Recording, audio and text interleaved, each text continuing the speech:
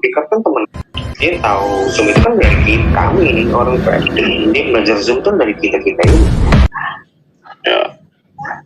Dia punya badan hukum dari mana tahu kalau bukan dari Kim, kalau bukan dari Pak Oli juga. Itu kan iya dari kita. Ya.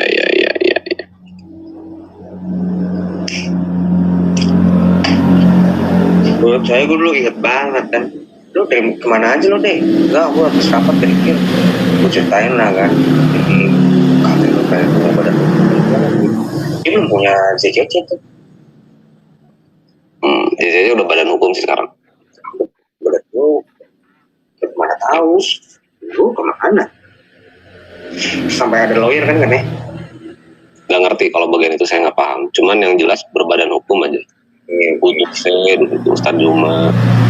Kristen udah ada sekolahnya lah.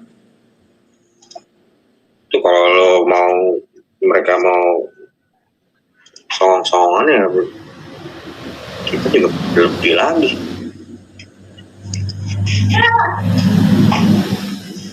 Banyak muridnya terdaftar, sertifikatnya ada, ijazahnya ada.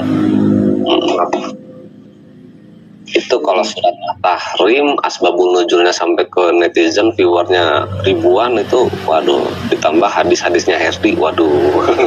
Kalau nggak bisa jelasin bingung itu. Goyang-goyang itu yang di bawah.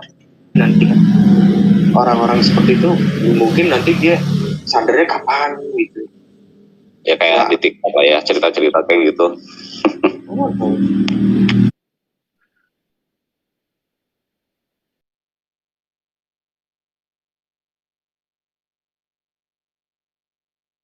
Oh, diam.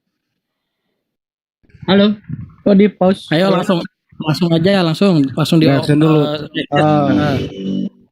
Itu si Dimas tadi. Betul.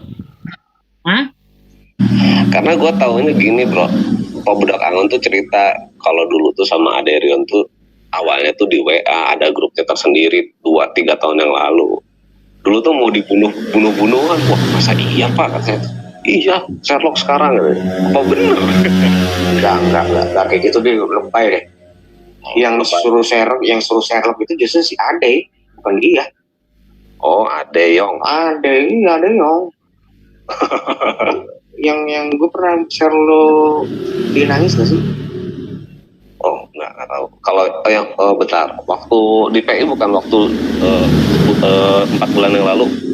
4 bulan 3 minggu yang lalu itu bukan? Kan, itu udah setahun yang lalu. Voice note-nya itu voice note sampai nangis. Mau tau gak kenapa? Itu bukan karena. Jadi waktu itu ada grup WhatsApp namanya Voice Note, debat Voice Note, ya kan? Kan dulu kan belum ada Zoom. Gue masuk, tiba-tiba gue ditanyain banyak orang kan. Gue bilang satu-satu dong. Kalau nanyain kalau gini aja deh. Kalau mau kita H2H, siapa yang mau maju yang Islam, biar kita bisa fokus. Rupanya gue terus besok harinya Herdi ngomong sama gue.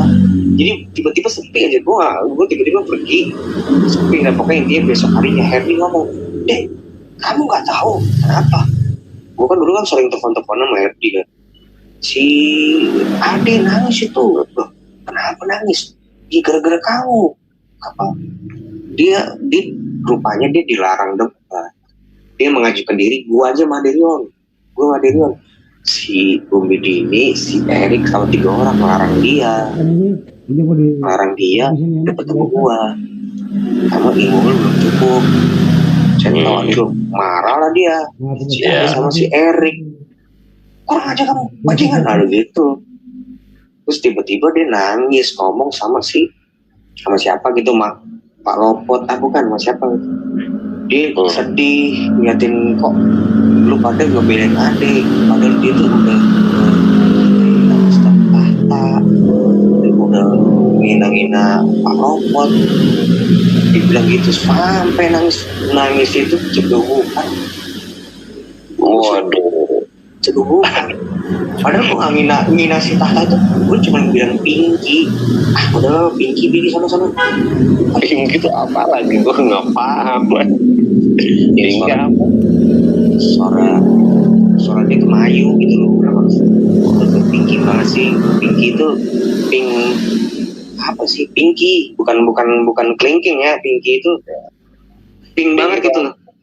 Apa gue kalau ngomongin pink suka mikir yang aneh-aneh gitu. Iya. Pinky itu kayak udah terus skip. Gimana terus lu roasting Ustadz Tata terus diterima. Iya, ada orang kayak mereka ini kan kayak Emil, nggak mungkin tuh baca, nggak ada yang belajar pasti. Kalau mereka kan sama kayak orang itu banget tahu lah.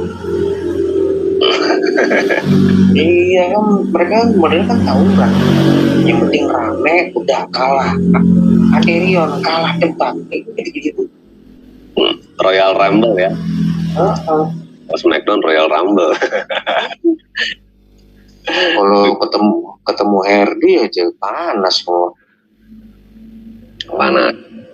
Ketemu Herdi pasti panas lah. Narasinya Herdi kan sedikit menggoyang-goyangkan Allah dan Muhammadnya. Bukan sedikit sih. Iya. Bukan sedikit.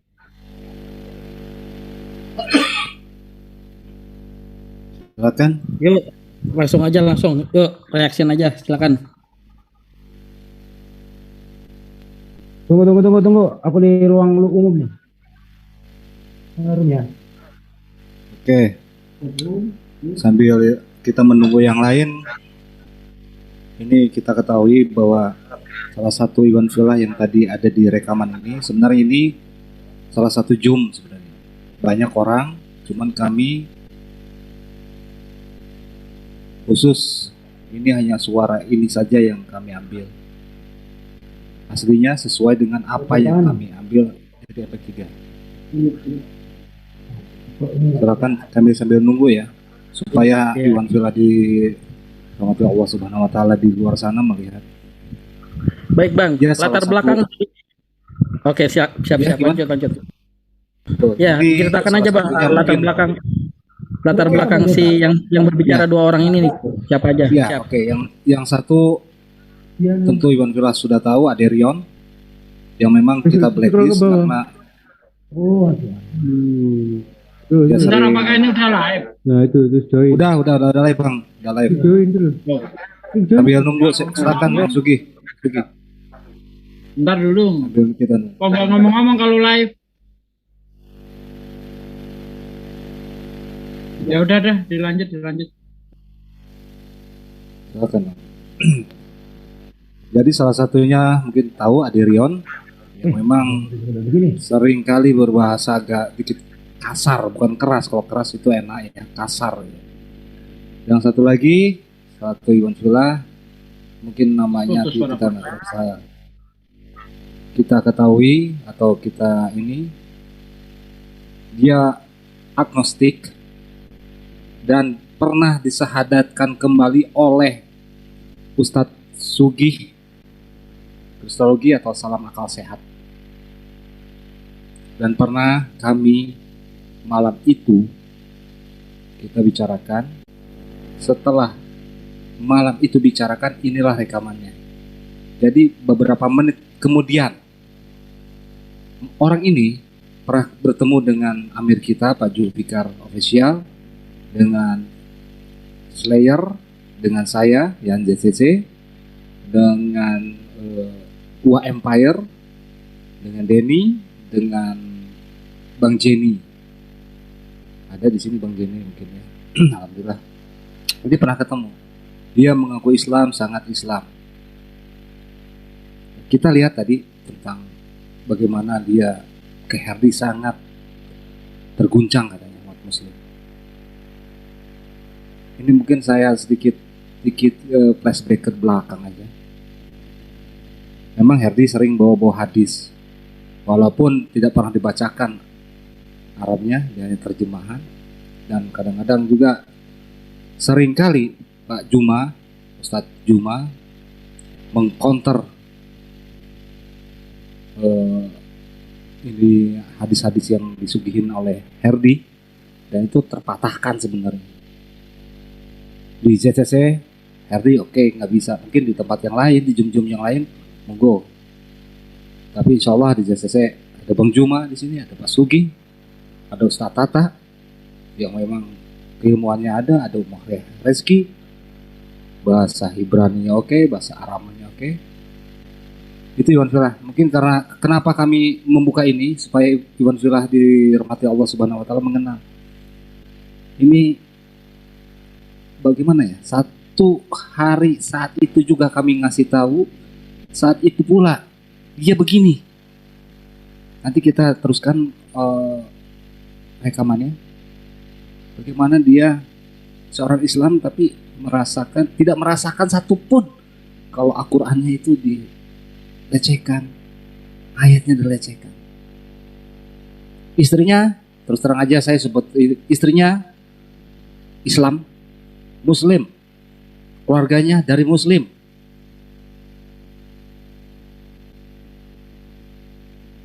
Kami di JCC sangat prihatin tentang hal ini. Dia apakah ke Kristen? Walau lam bisawab. Dia mengaku agnostik. Dan dia bersyahadat kembali yang disadarkan oleh Salam Akal Sehat atau Sugi Kristologi di JCC sini. Kami saksinya semua. Makanya kami sayang pernah menegur dia. Malam itu pun kami tegur. Mungkin saya keras ngomong karena kami sayang. Kalau nggak sayang kami tidak akan menegur dia. Kenapa kami reaksi saat ini? Ini Jijung, mohon maaf, CIA. Saya bilang, ada yang masuk sana? Ya, laskar kita yang masuk ke sana. Siapa dia? Laskar. Ada beberapa laskar yang memang kami tutupi, tidak akan keluar siapapun itu, nggak karena kelihatan. Ini berputar. Mungkin di tempat yang lain pun sama dia. Melivekan dari sini ke sana. Kami tahu itu. Tolonglah, sudah, gak usah memprovokasi yang lain. Anda sudah memprovokasi sebenarnya. Mungkin yang lain silakan nambahin, nanti kita teruskan videonya. Silakan Pak Sakuragi. Ya, silakan untuk abang-abangku yang lain ya, mungkin Bang Zuma yang pernah bersinggungan juga dengan si tokoh yang tadi dia sebutin ya, yang dia kayaknya mengidolakan ya, si Herdi ini. Silakan Bang Zuma atau siapa yang boleh berkomentar. Lanjut. Baik, bismillahirrahmanirrahim. Assalamualaikum warahmatullahi wabarakatuh. Sahabat sekalian, jadi di dalam Al-Quran itu ada dua golongan manusia yang sangat minta oleh Allah untuk kita waspadai. Orang munafik dan orang kafir. Dua golongan ini yang harus kita waspadai di dalam kehidupan kita sehari-hari. Nah, kemudian muncul pertanyaan, manakah yang lebih berbahaya antara orang kafir dengan orang munafik? Sepintas kita melihat kalau orang kafir itu kan sudah nyata menyatakan pertentangannya kepada kita umat Islam. Bahwa Allah juga telah menggariskan lakum dinukum waliyadin. Nah, itu bagi orang-orang kafir kaidahnya, koridornya sudah nyata. Bahwa ada batas yang tidak bisa dilewati oleh orang-orang kafir di dalam segi iman atau keagamaan. Begitu juga kita umat Islam, ada hal-hal yang membatasi kita sehingga kita terlihat bahwa berbeda dengan mereka. Nah, yang bahaya ini orang munafik. Dia tidak ada batasan, mereka boleh masuk ke tempat kita ya dengan sesuka hati, masuk sampai ke dapur kita dengan sesuka hati tanpa terlihat adanya hal yang membedakan antara Islam dan orang tersebut. Nah, ini yang bahaya nih. Karena orang-orang seperti inilah yang akan menghancurkan ajaran agama Islam dari dalam. Nah, kenapa hal ini kita lakukan pada malam hari ini, para sahabat-sahabat sekalian? Karena musuh kita itu nyata berada di sekeliling kita. Keberadaan kami sebagai kristolog meluruskan segala hujatan, hinaan, dan fitnahan orang-orang yang membenci akan kebenaran Islam. Tapi orang-orang munafik ini memperlihatkan kecintaan terhadap Allah, ya, memperlihatkan keberadaan dia sebagai salah satu orang yang berdiri dalam barisan orang-orang yang memperjuangkan akidah Islam di dalam barisan para kristolog di hadapan para kristolog muslim. Lalu kemudian menyatakan permusuhannya, kebenciannya, keogahannya terhadap Islam dan juga kepada kristolog Islam pada saat mereka berkumpul dengan orang-orang kafir. Nah, untuk itulah kemudian kami ingin mengatakan bahwa sahabat-sahabat di luar sana yang menjadi sasaran daripada penyampaian kami sebagai kristolog, yang menjadi objek penyampaian kami sebagai kristolog, sebagai penyampai dan penyambung lidah kami sebagai kristolog kepada generasi muda, anak-anak kita, ya, kepada orang-orang yang notabene-nya awam terhadap Islam. Kami suguhkan materi ini pada malam hari ini agar kita tahu bahwa di antara orang-orang yang pernah kita syahadatkan itu memiliki beberapa item. Ada yang sifatnya sengaja untuk memata-matai, yang kedua ada yang sifatnya memang betul-betul mendapatkan hidayah, yang ketiga ada juga di antara mereka yang sejatinya masih ragu. Yang terakhir adalah ada juga yang bersyahadat karena mereka berpikir kalau bersyahadat ada ormas atau ada organisasi yang bisa memberikan nafkah kepada mereka secara materi. Dalam arti kata bahwa golongan keempat ini ketika tidak mendapatkan hal yang dia inginkan pada saat dia bersyahadat, apa yang dia impikan pada saat sebelum bersyahadat, dan kenyataan setelah bersyahadat, inilah yang kemudian menyebabkan penyakit munafik itu terlalu besar, cenderung menerpah orang-orang yang seperti ini. Karena itulah kemudian, sekali lagi saya katakan, orang-orang munafik ini diterangkan di dalam Al-Quran, ya, bahwa alam ya'lamu annahu may yuhadidillah wa rasulah fa anna lahu nara jahannam khalidina fiha. Jadi orang-orang ini ngerti. Orang ini paham bahwa neraka itu adalah sesuatu kepastian bagi mereka yang munafik. Lalu Allah telah menerangkan zalikal hizyul azim, bagaimana orang-orang ini mendapat kehinaan yang begitu luas, yang begitu besar, yang begitu dahsyat. Bahkan diterangkan mereka kekal di dalamnya, khalidina fiha. Nah, mereka tahu itu, tapi mereka menganggap ini hanya merupakan senda gurau, ini hanya merupakan olok-olokan, ini adalah sesuatu yang ya nantilah terjadi kalau memang betul-betul terjadi. Nah, itu sifat munafik itu gitu. Mereka tahu tempat orang munafik itu nanti orang-orang barang siapa yang menentang Allah, maka tempatnya pasti adalah neraka jahanam. Nah, menentang Allah ini memang bukan secara nyata dia perlihatkan. Ketika dilihat dari permukaan, mereka itu bersahabat dengan kita, mereka sujud bersama dengan kita, mereka bersalawat, ya, mereka bersahadat bersama dengan kita. Tapi di belakang, ya, di belakang kita itu mereka mencoba untuk membangun kekuatan bagaimana menjadikan diri mereka itu tampil sebagai orang yang menjadi penolong bagi orang-orang yang memusuhi Islam. Ibarat kata, orang-orang ini berjalan dalam kegelapan. Ya. Ketika dalam keadaan gelap, mereka teriak, minta tolong. Tapi ketika ada kilat, ada petir yang menyambar, melihat sepintas ada cahaya, ada secerca harapan. Di situ kemudian mereka meninggalkan Islam menuju kepada kekafiran, kekufuran. Nah, begitu juga sebaliknya. Ketika mereka kecewa terhadap pengajaran-pengajaran kecewa terhadap orang-orang Kristen yang tidak mampu memberikan apa yang mereka mau, maka mereka akan kembali ke kita. Mereka akan kembali menyatakan diri sebagai orang yang beriman. Nah, untuk itulah kepada para sahabat sekalian, berhati-hatilah terhadap oknum yang mengatakan dirinya beriman, tetapi pada dasarnya mereka itu hanya berpura-pura. Saya kira seperti itu sementara para sahabat, silakan dilanjut yang lain. Oke, baik. Terima kasih Bang Zuma. Bisa Mantap. nambah dikit. Ya, sebentar Ustaz Sugi.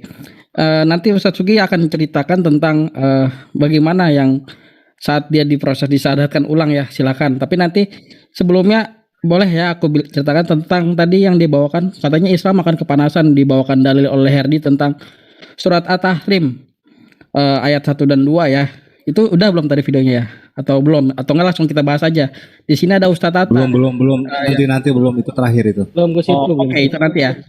Berarti langsung ke Ustadz Sugi aja deh. Ya, Ustadz Sugi aja silakan Ustadz. Ya. Oke, terima kasih. Saya akan membawakan sebuah ayat dalam Al-Quran surah Al-Baqarah ayat 14. Wa idza laqul ladzina amanu qalu amanna wa idza khalau ila sayatinihim qalu inna ma'akum innama nahnu mustahzi'un. Dan apabila mereka berjumpa dengan orang-orang beriman, ya, mereka berkata kami telah beriman. Tetapi apabila mereka kembali kepada setan-setan mereka, seperti Adirion, mereka berkata, sesungguhnya kami bersama kamu, kami hanya berolok-olok saja. Subhanallah, ternyata ayat ini terbukti ya, dengan apa yang kita saksikan tadi bersama, kutipan BN ya, itu terbukti. Dan si manusia satu ini, inisialnya Dimas, itu sudah saya syahadatkan itu memang betul. Waktu itu dia kalah debat dengan kami. Bentar, Pak Sugi bukan VN, itu bukan VN. Itu sebenarnya Zoom, ya, itu ya. Zoom. Dari Zoom yang direkam berupa audio gitu ya. Nah, sebenarnya waktu itu sudah nyerah dia, tidak bisa bantah apa-apa lagi, dan akhirnya dia bersahadat. Nah, tapi karena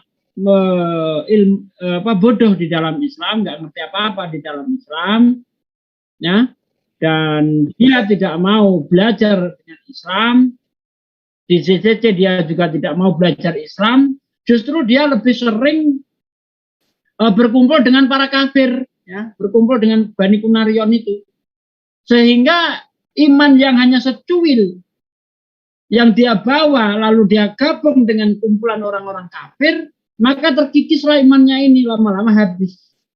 Seperti itu. Seharusnya dia itu banyak belajar di sini, banyak bertanya soal keislaman. Bukan malah berkumpul dengan para kafirun. Dia berkumpul dengan kafirun, maka dia akan menjadi kafir. Bukankah Nabi bersabda, agama seseorang itu tergantung temannya. Kalau dia berkumpul dengan orang kafir, maka jatuh kepada kekafiran. Kalau dia berkumpul dengan orang beriman, dia akan menjadi orang beriman. Analoginya, ketika dia itu berkumpul dengan orang yang jual ikan asin, mau tak mau ikut bau ikan asin. Tapi ketika dia berkumpul dengan penjual minyak wangi, maka dia akan ikut harum. Itu seperti itu, saudaraku sekalian. Makanya Nabi betul sekali yang dikatakan baginda Rasulullah SAW, bahwa agama seseorang tergantung dari pergaulannya. Gitu. Nah, bagi saudara kita yang ada di sini, ya, bukan cuma mengingatkan kepada si Dimas yang imannya masih cetek, belum ngerti Islam yang sepenuhnya, jangan ngumpul sama orang kafir. Berkumpullah dengan orang yang beriman. Sehingga iman Anda semakin lama semakin kuat. Kalau Anda berkumpul dengan orang kafir sementara ilmu Anda masih cetek, Anda nggak bisa bantah, akhirnya mengiyakan. Ini sangat berbahaya bagi iman Anda. Begitu. Terima kasih. Silakan yang mau menambahi. Oke, silakan satu orang lagi sebelum dilanjut videonya berkomentar. Ya. Ustaz Tata. Ustaz Tata sama Pak More Reski. Ustaz Tata dulu. Silakan Oh Ustaz Tata. iya. Ya. Ustaz Tata dan More Reski ya. Lanjut. Soalnya baterai tinggal dikit nih. Oke, More Reski boleh. Saya sih Ustaz Tata cuma sebentar pengen ya. nanggapin. Ya, saya sih cuma ingin nanggapin ini ya kepada saudara Dimas yang kalau yang saya lihat dari reaksi dari suara tadi gitu kan, pembicaraan tadi seolah seperti mengagung-agungkan Herdi dengan membawa hadis, pelintir-pelintir nama Allah gitu. Ya, kalau ingin mengagungkan Herdi ya silahkan saja, itu haknya saudara gitu kan. Tapi kalau kita mau berbicara hadis yang sering dibawa oleh Herdi seringkali membawa hadis yang notabene itu bukan hadis sahih gitu loh. Nah ini saya tidak akan berbicara, kalau sama saya nggak pernah bicara sesuai kata hati saya gitu kan, tapi sesuai literasi yang saya baca kalau saya. Jadi saya mirip kayak Yesus, aku tidak mampu berkata dari diriku sendiri. Seperti itu. Nah ini yang saya buka ya dari Jami'us Shaghir. Ini bukunya.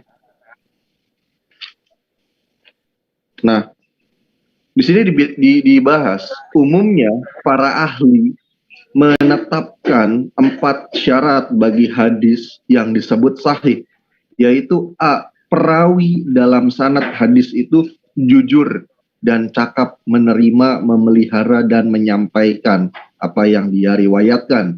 Itu A. B. Setiap perawi bertemu dengan perawi di atasnya. Maksudnya bertemu itu contoh kronologi dalam menuliskan hadits ya. Itu kan misalkan dari Reski kepada Pak Sugi, kepada Bang Juma, kepada Mas Tata. Nah, dari masing-masing perawi ini saling sambung, rantai merantai, saling bertemu. Saya ketemu Pak Sugi, lalu di zamannya Pak Sugi saya nerima informasi, dan di zamannya saya ketemu dengan Bang Juma, saya memberikan informasi itu pada Bang Juma, dan di zamannya Bang Juma estafet memberikan informasi itu kepada Mas Tata. Nah, ini saran untuk saudara Dimas.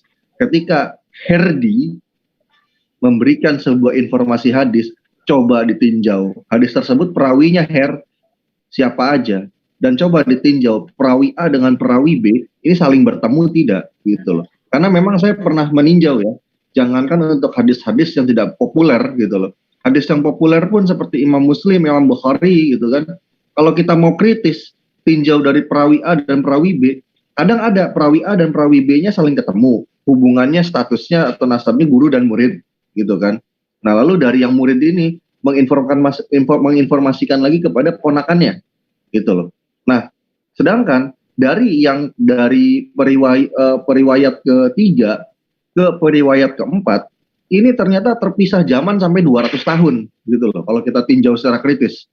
Nah, hadis yang seperti ini sebetulnya ya hadis yang tidak bisa dipertanggungjawabkan, jadi bukan sahih seperti itu. Nah, itu diulas. Makanya hadis itu memiliki 3 klasifikasi di sini. Ada yang sahih, ada yang hasan, dan ada yang dhaif konteksnya. Bahkan ada yang maudhu yang konteksnya palsu, benar-benar palsu, sebetulnya 4 sebetulnya. Nah, ini diulas semua, ada dalam buku ini. Nah, lalu tadi juga saya mendengar ya, Herdi suka geser-geser kata Allah. Bahkan sempat saya dapat informasi ya, jadi kalau misalkan salah, boleh nanti diklarifikasi lah oleh Herdinya gitu kan. Saya dengar Herdi ini sering mengatakan bahwa orang Islam itu tidak memiliki Tuhan gitu. Karena kenapa? Ya dia mengatakan tiada Tuhan selain sebutan Allah. Nah ini kekeliruan atau logical fallacy yang imani yang ada di otaknya saudara-saudara yang Kristen di Indonesia khususnya. Karena kenapa? Memaknai bahwa Allah itu adalah sebuah generic name, bukan proper name. Dan itu sebuah kesalahan besar, dan itu adalah pemikiran yang sesat. Kenapa saya bilang pemikiran sesat? Mari coba kita tinjau dari pendapatnya orang Kristen di Timur Tengah. Nah, sering kan saya dalam kajian saya beberapa di channel saya membahas soal menurut Kristen Timur Tengah, Allah itu adalah sebuah proper name, bukan generic name.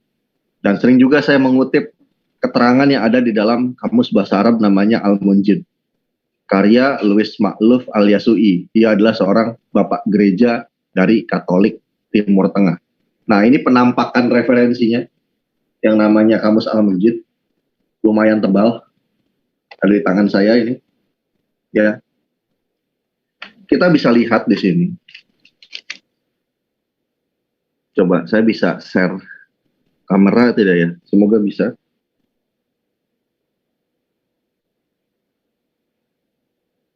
Ya. Di sini kita bisa lihat ada penjelasan terkait Allah. Sebentar. Ngeblur enggak Pak Sugi?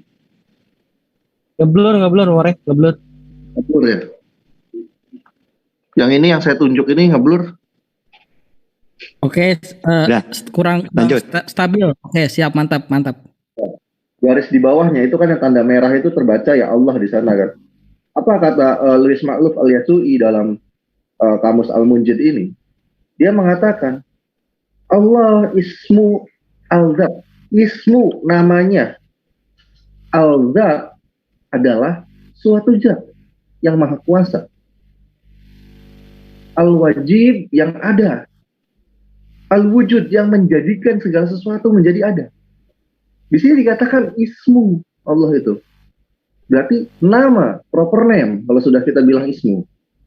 Nah maka, menurut pemikiran seorang bapak gereja Katolik Timur Tengah, yakni seorang Louis Makluf Al-Yasui, berpendapat bahwa Allah itu adalah proper name, bukan generic name. Seperti itu. Dan ini juga sedikit saya sampaikan, kalau saudara-saudara yang Kristen berpendapat bahwa orang Islam itu meniru orang-orang Kristen Timur Tengah dan orang-orang Kristen Timur Tengah atau Kristen Arab lebih dulu menggunakan kata Allah, bisa tidak membuktikan bahwa Alkitabul Muqaddas atau Alkitabnya yang bahasa Arab itu pertama kali terbit di bawah tahun 600 Masehi. Kalau ada tentang dokumen itu, silakan bagikan ke saya. Kalau ada, saya menantang, karena tidak ada. Tidak ada Alkitabul Muqaddas ditulis di bawah tahun 600 Masehi atau sebelum eksistensi Islam ada, tapi sesudah eksistensi Islam. Karena kenapa? Orang Kristen Arab ya, pada mulanya itu tidak menggunakan bahasa Arab, tapi menggunakan bahasa Aramaik. Karena mereka dari kalangan gereja Assyria kebanyakan. Seperti itu. Jadi, kata Allah tentunya tidak eksis, tapi Elaha itu ada dalam bahasa Aramaik. Seperti itu. Itu saja tanggapan dari saya kembalikan ke Mas Sakuragi. Terima kasih Mas Sakuragi. Baik, terima kasih Maure Reski. Mantap sekali. Baik kajian literasi ya. Gak pernah ngomong dari hati. Ya. Oke, siap-siap. Sekarang Ustadz Tata. Silakan Ustadz Tata, ada yang mau dikomentari Ya. di pembukaan obrolan pertamanya, siap. Oke. Bismillahirrahmanirrahim. Langsung saja, saya pertama tertarik dengan Al-Quran. Ya. Wa'tasimu bihablillahi jami'a wa la tafarraqu. Berpegang teguhlah kepada tali agama Allah dan jangan bercerai-berai. Harus bersatu. Nah, ini pertama gini. Saya dulu di JCC itu merindukan wa la tafarraqu ini. Jangan cerai-berai. Harus bersatu. Karena dengan bersatu nanti kita akan mengumpulkan mana yang paham Ibrani atau bahasa apa tentang Alkitab, ya, juga Al-Quran, hadis, gitu ya. Nah, ketika saya menemukan ini sudah berhasil ketika guru-guru saya, Ustadz Sugi, Ustadz Juma, Ustadz Nandar, masuk bersatu, baru saya merasa sempurna. Inilah wala tafarraqu itu di situ. Nah, sekarang kalau sudah dalam kayak gini, mau diapain di sisi itu? Sepi. Ya. Mau masuk gimana coba? Nah, ada orang mau memelintir atau Al-Quran, hadis itu. Ya tambah seneng kami itu. Ya, karena apa? Karena mereka cuma pasti terjemahan. Ya, sedangkan kita tadi kalau mau rezeki kitab Munjid, ya. Munjid itu termasuk walaupun di dunia pesantren, walaupun itu musonefnya, ya. Musonef itu pengarangnya, itu dari Katolik, ya. Tapi ini terpercaya, ya, karena Qomus setelah sebelum Munawir, ya, pertama Munjid, terus Munawir. Nah, itu kamus yang terkenal di pesantren-pesantren. Gitu. Nah, kalau hadis, gimana mau memelintir hadis atau Al-Quran? Wong baca saja mereka tidak bisa. Sedangkan kami, kalau tadi Muara Rizki, Munjid. Nah, sekarang saya nunjukkan gini. Ini hadis. Ya. Syarahnya. Kalian baca terjemahan mau ngeritik hadis. Sedangkan kami punya ini, coba. Ini 13 juz. Ini kalau saya tunjukkan semua yang di sana. Ini juz 13. Kalau saya tata 1 meter tebalnya. Ya. Bukan hanya pakai berapa? Senti, bukan. Udah 1 meter. Ya. Kalau saya tunjukkan, hanya saja ngambil yang terakhir, juz yang terakhir. Nah, sehingga kalau ada orang yang mau menyerang pakai Quran, hadis, ya monggo silakan. Tapi di room lain, jangan ke JCC. Ya. Karena kami wa'tasimu bihablillahi jami'a wa la tafarraqu. Kami bersatu. Nah, ditertawakan. Ya. Nah, jangankan orang non-muslim. Ya. Sesama muslim aja kami berbagi ilmu. Yang tidak paham Quran, hadis. Di sini banyak ustadz-ustadz. Ya. Sesama Islam aja loh kami berbagi. Disuruh bertanya. Ya, apalagi non-muslim yang tidak bisa baca. Ya, silakan lah ya. Muter-muter di mana-mana, tapi jangan di sini. Gitu ya. Atau di luar kami temukan ya. Melintir-pelintir itu bukan malah goncang, senang. Senang apa? Senang mau meluruskan. Gitu. Ya, mungkin itu saja ya. Silakan teruskan videonya. Oke, baik ya. Siap-siap share screen video konten. Kita lanjutkan lagi ya. Baik. Terima kasih Ustaz Tata. Kita senang ya malah kita menjawab itu. Nggak usah panas. Udah terus skip. Gimana terus lu roasting Ustaz Tata terus diterima. Iya, ada orang kayak mereka ini kan kayak Emil, nggak mungkin main lagi. Memang dia tahu banyak. Mau bilang itu doif, kayak minimal dia tahu doif banyak. Dibanding lu nggak tahu mas Karim doif mana, anggap aja dia doif semua. Tapi dia tahu banyak. Iya. Makanya itu penonton YouTube gimana tuh kalau hadis-hadis yang dibawain hati. Islam itu keselamatannya hanyalah label. Hanya sekedar label kan gitu kan. Nonton berorong coba. Gue kalau Herdi ngomong gue selalu mute, gue takut ketawa gue. Gue ketawa-ketawa sebenarnya bro, itu anjing sedap kata gue. Anjing sedap, pedas. Mau bukti ini bawain hadisnya gitu kan. Kalau bukan sosok gue panas-panasin, Herdi lu yang bener dong kalau ngomong. Gue panas-panas.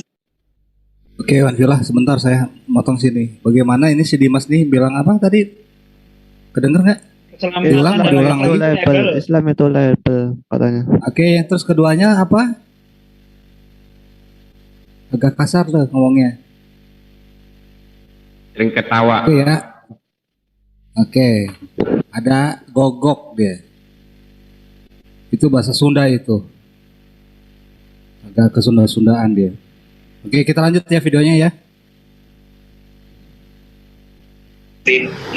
Lu kalau ngomong pakai hadis, kok bener nih? Iya, padahal gue udah tahu dia udah siapin. Aku juga kemarin gitu kan di PI sempet, aduh ini kayaknya apa sih mulai dingin, kita panasin, aku panasin kan gini. Berarti katanya punya Zoom Islamologi. Oh ada bro, Ustadz saya murtad, panas kan itu. Nanti Alif saya baptis waktu si Herdi. Datang gimana? Udah berbuat dosa? Anjir. Ya memang harus berbuat dosa. Kalau enggak, Allahnya nganggur. Allah kan posisi menghapus dosa. Anjing. Ya juga, iya juga sih. Gue lucu-lucuan aja ngeliat Herdi. Ya lucu-lucu. Itu kalau belum di live-in sih, kalau pas live itu ngeri. Panas itu pasti. Yang netizen di bawah atau partisipan pasti panas. Harusnya besok buat disclaimer sih, kalau tentang live debat-debat gitu jangan no hard feeling, jangan ada lapor-laporan lah. Kalau lapor-laporan gitu tentang live debat-debat gitu jangan no hard feeling, jangan ada lapor-laporan lah. Kalau lapor-laporan gitu nggak usah debat lah, baru bagus juga. Iya. Udah bengong aja di rumah. Apa terlalu Nggak siap mental, nggak usah debat. Lagian ngapain diundang-undangin? Iya. Terus maunya mereka apa sih? Ya, oh bener ya. Terus gue terima masuk Islam. Enggak kayak gitu lah. Kalau dimasuk Islam mualaf syahadat, wah langsung kan netizennya tepuk tangan semua. Ini malah bisa gitu. Justru kan kita fight. Berantem itu yang mesti ada clash, mesti ada gesekan. Ya kalau nggak siap digesek jangan lah. Kan gue bilang itu kayak debat agama tuh kayak calon presiden lah. Oke, sampai situ poin-poinnya udah beberapa poin sih yang bisa dikomentari. Silakan abang-abang yang mau mengomentari, guru-guru. Iya, saya dulu ya. Silakan Bang. Baik, jadi ketika si munafik ini mengatakan bahwa keselamatan dalam Islam itu hanya simbol, itu artinya bahwa memang orang ini tidak mengetahui Al-Quran. Ya, karena di dalam Al-Quran itu justru menekankan keselamatan itu diprioritaskan oleh Allah kepada orang yang bertakwa. Nah, kalau kita melihat kemudian dalil di dalam Al-Quran yang menerangkan tentang orang-orang yang diselamatkan kemudian adalah orang yang bertakwa. Summa nunajjil ladzina taqaw wa nazaru zalimina fiha jaziyah, kan gitu ya, jizya. Nah, artinya bahwa ada dua hal di ayat ini. Yang pertama, Allah membiarkan orang-orang yang zalim di dalam neraka. Nah, ini yang harus dideteksi sebagai orang yang paham tentang Quran. Di sini nanti mudah-mudahan ada yang bisa menjelaskan lebih terinci. Bahwa orang yang dimaksud oleh Allah, orang zalim itu adalah orang yang menganiaya dirinya sendiri. Dalam arti kata bahwa dia sudah tahu Allah itu satu-satunya Tuhan yang benar, Yesus itu adalah utusan Allah, Yesus tidak pernah mengajarkan dirinya itu adalah adalah Tuhan itu sendiri, tetapi tetap dituhankan. Itulah orang yang zalim. Artinya orang yang zalim ini adalah orang yang menganiaya dirinya dengan kebodohan. Nah, sementara orang yang diselamatkan oleh Allah adalah orang yang bertakwa. Siapa orang yang bertakwa ini? Sudah jelas bagi umat Islam, tidak diragukan lagi orang yang bertakwa itu adalah orang yang takut kepada Allah. Orang yang pengakuannya superioritas kepada Allah. Sebagaimana yang diterangkan dalam surah Al-Baqarah ayat 41 ya. Dan hanya kepada Akulah kamu harus bertakwa. Nah, hanya kepada Allah. Itu orang-orang yang bertakwa seperti itu. Coba kita lihat kita yang umat Islam ini. Ketika kita berhubungan dengan Sang Pencipta alam semesta, kita tidak pernah kemudian menyandarkan iman kita kepada esensi lain dengan mengatakan Allah punya pribadi lain dalam bentuk roh, Allah punya pribadi lain dalam bentuk manusia yang biasa disebut dengan anak Tuhan dan seterusnya. Islam itu tidak begitu. Kenapa? Karena Islam itu bertakwa, takut kepada Allah. Mendengarkan namanya aja sudah membuat umat Islam itu gentar, apatah lagi mau menyandingkannya dengan manusia yang diludahin, yang dipukulin mukanya. Di dalam Matius 26 ayat 67, Tuhannya Kristen itu diludahin mukanya, ditinju mukanya, dipukulin. Jadi bagaimana mungkin orang-orang ini bisa disebut orang yang takut kepada Allah, sementara mereka menyandingkan dengan makhluk yang diludahin, dengan pencipta alam semesta. Kemudian, orang-orang yang takwa yang dimaksud oleh Al-Quran, yang diberi jaminan keselamatan oleh Al-Quran, bukan hanya sebatas label saja sesuai dengan tuduhan sang munafik ini, itu bermakna adalah ketaatan di dalam beribadah kepada Allah. Makanya di dalam Islam itu sangat berbanding terbalik dengan ajaran di luar Islam. Kenapa sang munafik ini cenderung kepada Kristen? Karena di Kristen itu memang tidak ada aturan main, tidak ada hal yang wajib di dalam Kristen, tidak ada hukum haram, tidak ada, semuanya halal. Apapun halal bagiku, tapi aku tidak mau diperhamba oleh sesuatu. Itu pengajaran Paulus. Nah, sementara di Islam itu yang menjadi prioritas utama orang disebut takwa adalah ketika dia mentaati segala perintah dan menjauhi segala larangan. Itu berlaku. Sementara di dalam pemahaman orang-orang Kristen itu dikatakan, di mana dosa bertambah banyak, di situ karunia Tuhan berlimpah-limpah. Jadi mereka bisa bermaksiat, karena maksiat itu melahirkan kemuliaan Tuhan. Di mana banyak dosa, di situ akan banyak kemuliaan Tuhannya mereka. Lalu kemudian, di dalam konsep pengajaran keselamatannya mereka, cukup berkata Yesus itu Tuhan. Dan apa yang dikatakan mereka yakini sepenuh hati, tanpa ada keraguan, maka mereka akan diselamatkan. Mengenai aturan-aturan, itu sudah diputuskan juga dalam Galatia 5 ayat 1. Dengan matinya Tuhannya Kristen yang diludahi mukanya dan ditampar, yang ditonjok mukanya sama tentara Romawi, maka orang-orang Kristen ya, penganut politeisme ini, itu dibebaskan dari aturan Tuhan, dimerdekakan dari kuk penghambaan. Artinya, bagaimana mungkin kemudian mereka ini mendapatkan jaminan keselamatan?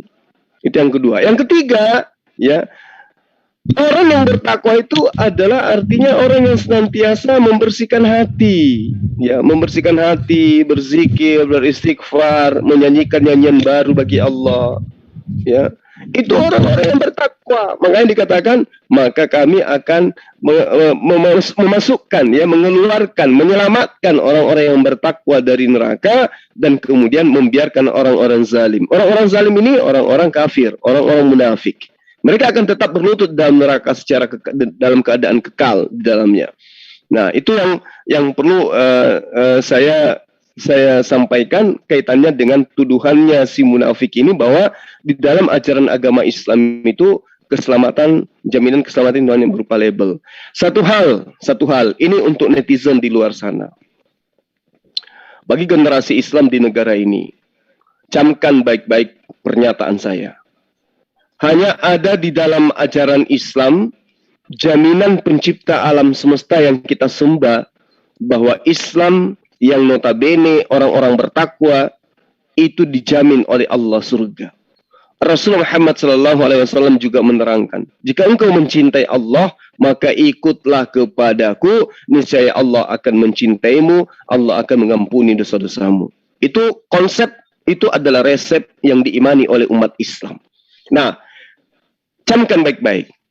Tidak ada satu kata pun, apalagi kalimat jaminan dari Yesus yang dituduhkan menjadi Tuhan oleh orang-orang Kristen kepada penyembahnya, kepada orang-orang Kristen yang menjajakan Indomie di mana-mana, yang mencari jemaat dengan cara tipu-tipu. Itu Yesus tidak ada jaminan kepada mereka. Yesus sama sekali tidak pernah menyebut nama Kristen.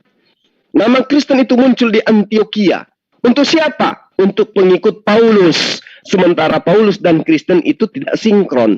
Makanya paling ditakuti oleh orang-orang Kristen itu adalah ketika kita mencoba untuk mengajak mereka berdialog, ya, antara pengajaran Yesus dan pengajaran Kristen. Manakah yang benar, ajaran Yesus atau ajaran Kristen? Mereka tidak mau itu. Mereka selalu Rasulullah Muhammad SAW versus Yesus, atau nabi manakah yang palsu, atau ajaran manakah yang palsu, atau ajaran-ajaran yang berkaitan dengan Islam dan Kristen. Mereka tidak berani mencoba untuk tampil mengkaji antara pengajaran Yesus dan pengajaran Kristen. Kenapa? Karena disitulah momoknya, disitulah belangnya sebenarnya. Mereka tidak bertentangan dengan Islam saja. Mereka Kristen ini bertentangan dengan ajaran Yesus. Coba, siapa di antara mereka yang berani untuk membahas itu? Kemarin di grup, ya, ada Rudy Yohanes sang debater. Saya tantang dia, kamu boleh 3 minimal lawan saya. Kita membahas tentang apa? Ajaran Yesus versus ajaran Kristen. Apa yang dilakukan Rudy sang akrobater? Kabur, dia lari dari grup, keluar dia, live dari grup. Karena memang yang ditakuti orang Kristen itu. ketika muncul para debater Muslim mencoba untuk mengajak mereka membahas tentang ajaran Yesus versus ajaran Kristen, mereka tidak akan berani. Kenapa? Karena mereka akan ketahuan belangnya di situ. Nah, inilah yang saya katakan kepada para sahabat, tolong dicamkan sekali lagi pada adik-adik saya, anak-anak saya di luar sana, tidak ada satupun kata ataupun kalimat yang terlontar dari mulut Yesus jaminan keselamatan kepada Kristen. Jaminan keselamatan dari Yesus hanya diperuntukkan kepada Bani Israel yang menyembah kepada Allah Subhanahu wa Ta'ala dan mengimani dirinya Yesus sebagai Rasulullah, sebagai utusan Allah. Itu kunci di situ. Kunci dan camkan baik-baik. Jadi jangan mau diperbodoh oleh ajaran politeisme yang membungkus diri dengan ajaran tauhid, dengan mengatasnamakan mereka itu adalah mengajarkan satu Tuhan tapi 3 pribadi. Jangan mau. Jangan mau. Itu adalah satu konsep yang sangat-sangat nyata diterangkan dalam Al-Quran. Kafirlah. Nah, orang yang mengatakan Yesus itu adalah salah satu dari Allah itu sendiri. Kafir. Nah, kedudukan kafir itu sama dengan zalim. Orang zalim kedudukannya neraka, mereka kekal di dalamnya. Tentu anak-anak saya, adik-adik saya di luar ya tidak menginginkan dirinya dan juga keturunannya menjadi orang yang duduk di neraka, menjadi penghuni neraka secara kekal. Demikian dari saya, mohon maaf kalau panjang lebar, silakan ditambah sahabat-sahabat yang lain. Terima kasih. Oke, terima kasih. Saya nambahin dikit. Lanjut Ustaz Fegi, siap. Oke, ini habis guruku ya saya lah, habis gurunya ya muridnya. Ya, hi guru ya. Oke, mantap sekali tadi yang disampaikan oleh guruku Ustadz Juma ya, bahwa tidak ada jaminan keselamatan dari Yesus untuk Kristen. Bahkan saya sudah sering menantang dari 10 tahun yang lalu, saya tantang semua orang Kristen, tunjuk satu ayat di dalam perkataan Yesus yang mengatakan Yesus menjamin Kristen masuk surga. Kalau ada, saya minum kencingmu selama setahun. Saya bilang begitu. Dan sampai sekarang tidak ada yang bisa membuktikan. Nah, mengenai si Dimas ini, subhanallah, apa yang dilakukan Dimas ini semakin membuat saya semakin cinta dengan Al-Quran, seperti yang diceritakan dalam surah Al-Baqarah tadi. Dan seandainya saya disuruh mensahadatkan lagi, saya udah nggak mau. Karena di dalam surah At-Taubah itu sangat jelas sekali, ayat 65-66, ya, langsung terjemahannya saja. Dan jika kamu tanyakan kepada mereka, niscaya mereka akan menjawab, sesungguhnya kami hanya bersendau-gurau dan bermain-main saja. Katakanlah, mengapa kepada Allah dan ayat-ayatnya serta Rasulnya kamu selalu berolok-olok. Tadi sudah kita saksikan bersama. Dimas dan Aderion mengolok-olok ayat suci Al-Quran. Bahkan mengatakan keselamatan di dalam Islam itu hanya label saja. Ini sudah melecehkan Al-Quran. Karena Allah menjanjikan keselamatan bagi orang Islam. Ya innallaha la tukhliful mi'ad. Allah tidak mungkin mengingkari janji. Dan Allah menegaskan di dalam ayat 66-nya. La ta'tadiru qad kafartum ba'da imanikum. Tidak perlu kamu minta maaf karena kamu telah kafir sesudah beriman. Dimas ini sudah saya syahadatkan. Tadinya dia agnotis ya. Ya tadinya Islam tapi Islamnya cetek, nggak pernah belajar ngaji, nggak pernah sholat, meragukan Islam. Dan sudah kami adakan debat waktu itu. Dia kalah, tidak bisa jawab apa-apa dan mengakui kebenaran Al-Quran. Tapi sekarang justru dia menjadi seorang munafik. Seperti yang saya katakan tadi, mengapa dia jadi munafik? Karena dia selalu berkumpul dengan para kafir. Iman masih cetek, ilmu Islam tidak punya, tidak bisa bantah, dan akhirnya justru berbalik melecehkan ayat-ayat Allah. Nah, seandainya dia sadar lagi, saya sudah tidak sanggup lagi untuk mensyahadatkan. Ingat apa yang dikatakan Allah di dalam surah Al-Quran ayat 66, atau ayat 66, la ta'tadiru qad kafartum ba'da imanikum. Ya, tidak perlu kamu minta maaf Dimas, ya, tidak perlu lagi minta maaf kamu. Karena kamu sudah kafir setelah saya syahadatkan beberapa waktu yang lalu. Oke, guruku Ustaz Tahta, monggo. Oke. Bismillahirrahmanirrahim. Jadi gini ya, kita kan antara Kristen dengan Islam itu kan seru, terutama di Indonesia ini. Ya, terutama padahal intinya masalah Yesus ini. Ya. Yesus versi Kristen siapa? Menurut versi Islam siapa? Nah, kita pakai dalil, mau pakai Bible, mau pakai Al-Quran. Nah, ini paling ditakutin oleh orang Kristen. Pasti. Siapa Yesus? Atau tentang ketuhanan. Ini yang paling ditakutin tema ini. Dan ini juga inti dari perdebatan. Karena antara Islam dengan Kristen itu, ya masalah Yesus itu pada intinya. Gitu. Nah, kalau debat masalah ketuhanan pakai dalil tapi ya. Terus masalah siapa Yesus, tidak ada yang berani pasti. Walaupun itu siapapun tidak mungkin berani kalau tema kayak ini. Apalagi tema yang lain, misalnya syariat-syariat. Sedangkan Islam, coba. Sekarang kita bandingkan. Seseorang nabi yang diutus 3 tahun. Ditolak lagi. Dapat apa? Coba.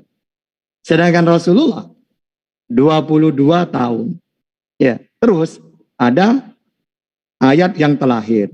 Bahwa al-yauma akmaltu lakum dinakum wa atmamtu alaikum nikmati wa raditu lakumul Islam madinah. Sempurna. Seakan-akan sekarang sudah sempurna agama itu. Kamu mau apapun ada dalilnya. Taraktu fikum amrayni lan tadillu ma tamassaktum bihima alkitab was sunnah. Jadi mau debat dengan mereka. Yang mana katanya pengikut Yesus yang diutus 4 tahun ditolak lagi. Mau debat apa coba? Tidak mungkin berani. Gitu ya. Asalkan pakai dalil. Makanya kayak Adirion tadi kita dengar itu ya. Nyebut saya, Guru Dajuma gitu. Karena memang dari dulu kita ketemunya di grup WA.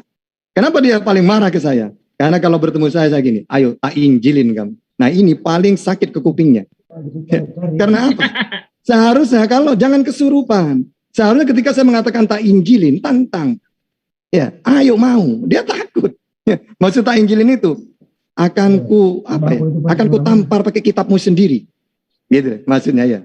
Nah kalau orang berani, kalau ada orang mereka yang ke saya, ayo mana muslim yang paham Quran dan hadis, ayo kita debat, ya senang saya, ya tak buat mainan. Nah dan saya juga berani mengatakan, ayo tak injilin kamu, gitu. Karena apa? Karena memang ya antara orang Kristen itu gini loh ya, biar tahu. Ada orang Islam mentuhankan Nabi Muhammad, dalilnya pakai Quran dan hadis, bisa enggak? Tidak mungkin bisa. Ada orang Kristen mentuhankan Yesus pakai Alkitab, tidak mungkin bisa. Sama seperti itu. Ya, ajaran yang benar itu tidak bisa dibengkok-bengkokkan. Ya, yang benar tetaplah benar, gitu ya. Tidak bisa makanya ada antara dunia perdebatan itu pasti kita tidak kekurangan dalil itu ya. Ya, karena mereka pasti larinya kesurupan. Tadi keluar-keluar keselamatan apa? Keselamatan apa? Keselamatan itu hanya ada dalam Islam jelas. Tuhannya jelas, ajarannya jelas, bahkan kitabnya ya begitu tebal dan dijaga oleh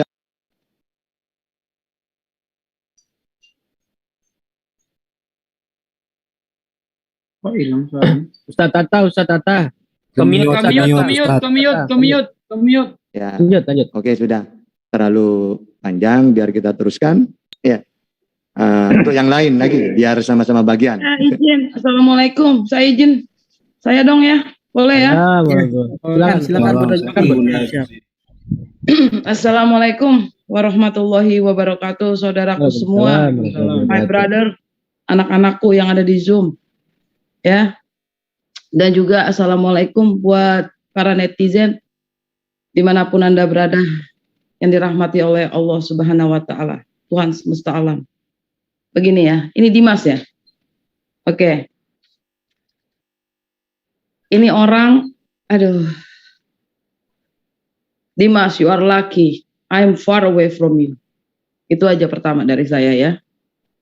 Yang kedua, untuk muslim-muslim yang di luar sana yang memiliki Zoom, hati-hati dengan orang ini. Dia mempunyai beberapa device atau 2 device. Kalaupun dia masuk ke Zoom kalian atau ke StreamYard kalian, dan dia tidak berbicara apapun, misalkan dia tidak berbicara apapun, hati-hati kalian. Karena apa? bisa jadi percakapan kalian yang sedang kalian lakukan itu sedang dimonitor oleh Zoom Kristen. Ini orang yang bernama Dimas ini, saya katakan, Dimas, saya yang bilang ya, Josie Dewi ya, kamu nggak suka, nggak ini, bicara sama saya ya, asshole. Bisa jadi, bukan bisa jadi, benar. Sudah bertanya ke beberapa orang. Dan saya pribadi pun mengalaminya. Ya. Dia ini jongos. Jongos kafir. Kafir laknatullah, dia ini jongosnya. Apa? Kenapa jongos? Dia menyebar-nyebarkan link-link Kristen kepada muslim-muslim. Termasuk kepada saya. Ya, beberapa link yang dia kirim ke saya. Lalu saya tanya, ini maksud kamu apa kirim link ini? Oh, maaf Bu, salah kirim. Tapi ke More Reski, ada di sini More Reski orangnya. Ya, dia kirim link ke More Reski dan ke beberapa orang muslim. Sedangkan JCC itu menyarankan kepada saudara seiman, umat muslimin dan muslimat, ya, untuk tidak mendatangi channel-channel Kristen. Untuk mensupport channel-channel muslim. Menara Siar JCC. Dan channel-channel muslim lainnya.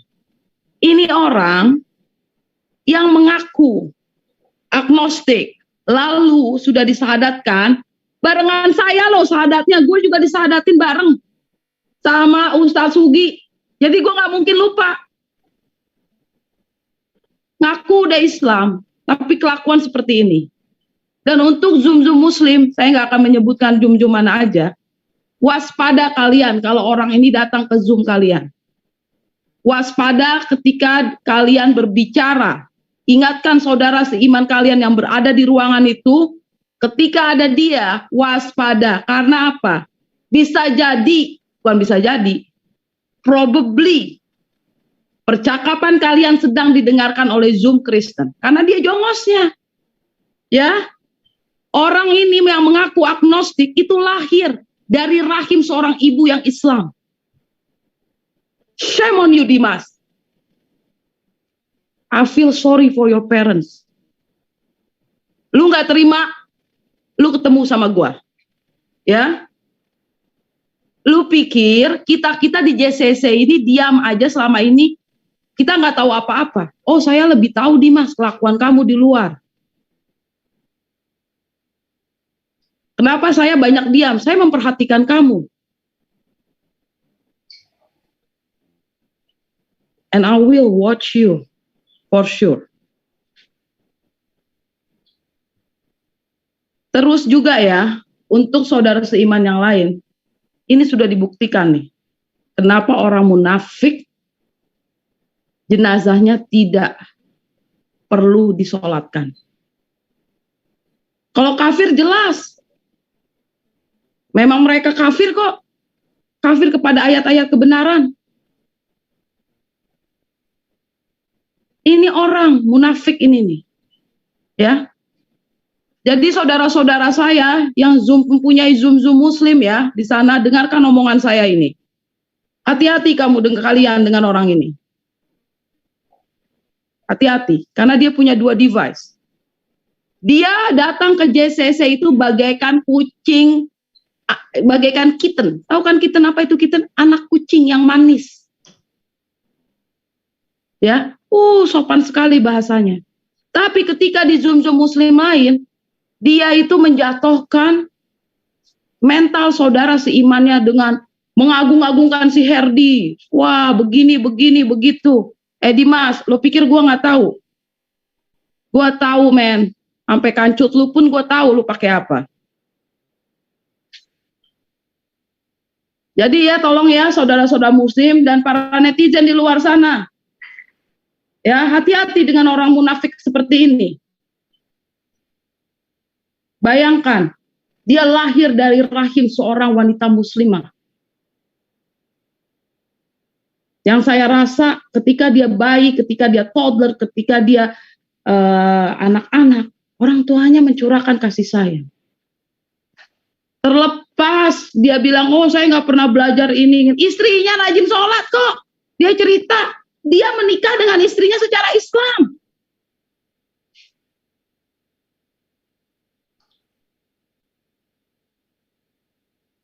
Jadi saudara-saudara saya di luar sana ya, hati-hati dengan manusia yang berhati dan berkelakuan lebih parah dari binatang. Gitu ya. Gue sekarang nggak manggil lu Dimas, Jongos, gue panggil lu Jongos. Nanti kalau lu masuk JCC, gue panggil lu Jongos. Jongos kafir. Ya, jangan kaget lu. Gue kasih tahu sekarang aja. Nauzubillah min zalik. Shame on you. Lanjut yang lain. Jadi emosi, takutnya saya keluar kata-kata yang tidak, kata-kata mutiara yang sangat indah dari mulut saya. Saking marahnya saya. Lanjut yang lain. Bentar. Boleh, Bang. Sebentar. Bun, itu netizen teriak-teriak. Itu siapa itu? Suaranya keras sekali. Wajar aja dong, tolong dikonfirmasi memang udah seperti itu intonasinya. Silakan Bun. Biar nggak salah paham netizen ini belum kenal saya ya. Oke, netizen yang tadi yang belum kenal saya, kenapa suara saya begini? Ya memang suara saya dari lahir kayak begini. Jadi put up with that, man. Oke. Terus kalau nggak kenal saya Josie Dewi. Saya nenek-nenek yang doyan sirih. Percaya, saya doyan sirih. Walaupun sirih mahal, saya doyan sirih. Saya nenek-nenek. Jadi anak maklum. Oke. Bang Sugi, boleh nambah Bang? Monggo Bang Arseven. Iya. Assalamualaikum warahmatullahi wabarakatuh. Waalaikumsalam warahmatullahi wabarakatuh. Jadi saya ini marah sebenarnya. Kita pelajari dari Ibtidaiyah, Sanawiyah, PGA, IAIN. Kita duduk pis-to-pis dengan guru, dapat karomah. Mau dibawa ke masa jahiliyah pada zaman Abu Lahab ini kan. Jadi ini tidak mengherankan, makanya wa in kuntum fi raibin mimma nazzalna wada'akum Alhamdulillahi in kuntum shadiqin. Ini barang turun, ayat turun ini untuk menantang kafirun musyrikin di zaman jahiliyah. Nah, sekarang ayat ini harus berlaku lagi kepada kafirun di zaman milenial. Wajib kita menantang ini karena agama kita mengatakan apabila kamu tidak sanggup dengan isyarat, maka imanmu adalah iman yang paling rendah di antara kamu gitu. Antara kafir lah kita dengan tidak kafir. Posisi kita kalau kebenaran yang di depan mata ini kita lihat begitu saja, kita tidak nantang sepanjang kita masih mampu untuk menantang. Bahkan seruan itu kalau kita tidak mampu menantang dengan bagaimana, cukup dengan bahasa isyarat. Maka itulah adalah selemah-lemahnya iman. Maka saudaraku semua, kenapa Allah Subhanahu wa taala menurunkan ayat ini menantang kafirun itu? Dan jika kamu tetap dalam keraguan tentang Al-Qur'an ini yang kami wahyukan kepada hambaku Muhammad, maka buatlah satu ayat saja yang semisal Al-Qur'an itu dan ajaklah semua penolong-penolongmu selain Allah yang kafirun itu. Jika kamu memang orang-orang yang benar, tak satu pun yang mampu dia buat. Syair apapun tidak akan pernah menyamai Al-Quran ini maupun hadis. Oleh karena itu saudaraku,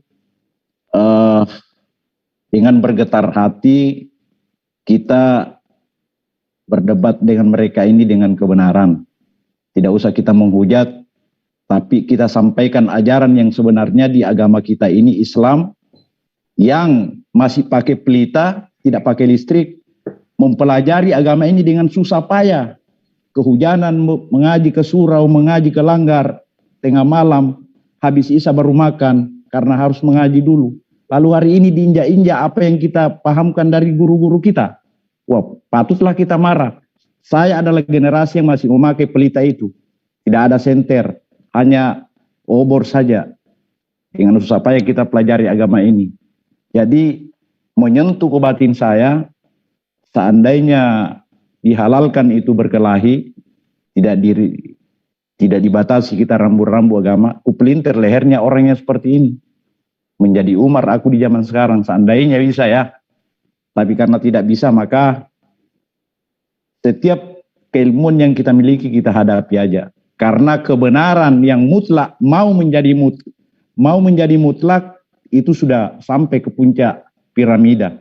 Kita ini di atas puncak piramida melihat ke bawah di atas kebenaran. Nah, tiba-tiba ada yang non absolut, tidak ada kebenaran, mau juga naik ke puncak piramida, mau menyamai kita ya tidak bisa dong. Tidak bisa. Karena mau dibawa kemanapun ini kebenaran, tetap kebenaran mutlak. Dan yang tidak mutlak mau dimutlakkan, pasti melalui liku-liku kebohongan untuk sampai ke kita. Dan itu pun tidak akan bisa mengejar kita. Ya mungkin seperti itu sebagai petuah dari AR7. Mudah-mudahan hidayah dalam sekejap kalau Tuhan mau memberikan hidayah kepada saudara-saudara kita, itu akan terlaksana kalau Tuhan berkehendak. Amin ya rabbal alamin. Silakan Bang. Oke, siap. Baik, terima kasih Bang R7, Bu Josi, Bang Zuma, dan Ustaz Sugi tadi. Oke, ini siapa mau bicara? Satu lagi kali ya, boleh? Saya. Oh, ya siap. Baik, makasih. Assalamualaikum warahmatullahi wabarakatuh. Sebelum lanjut, netizen minta, ini Dimas, ada fotonya nggak? Ada punya foto?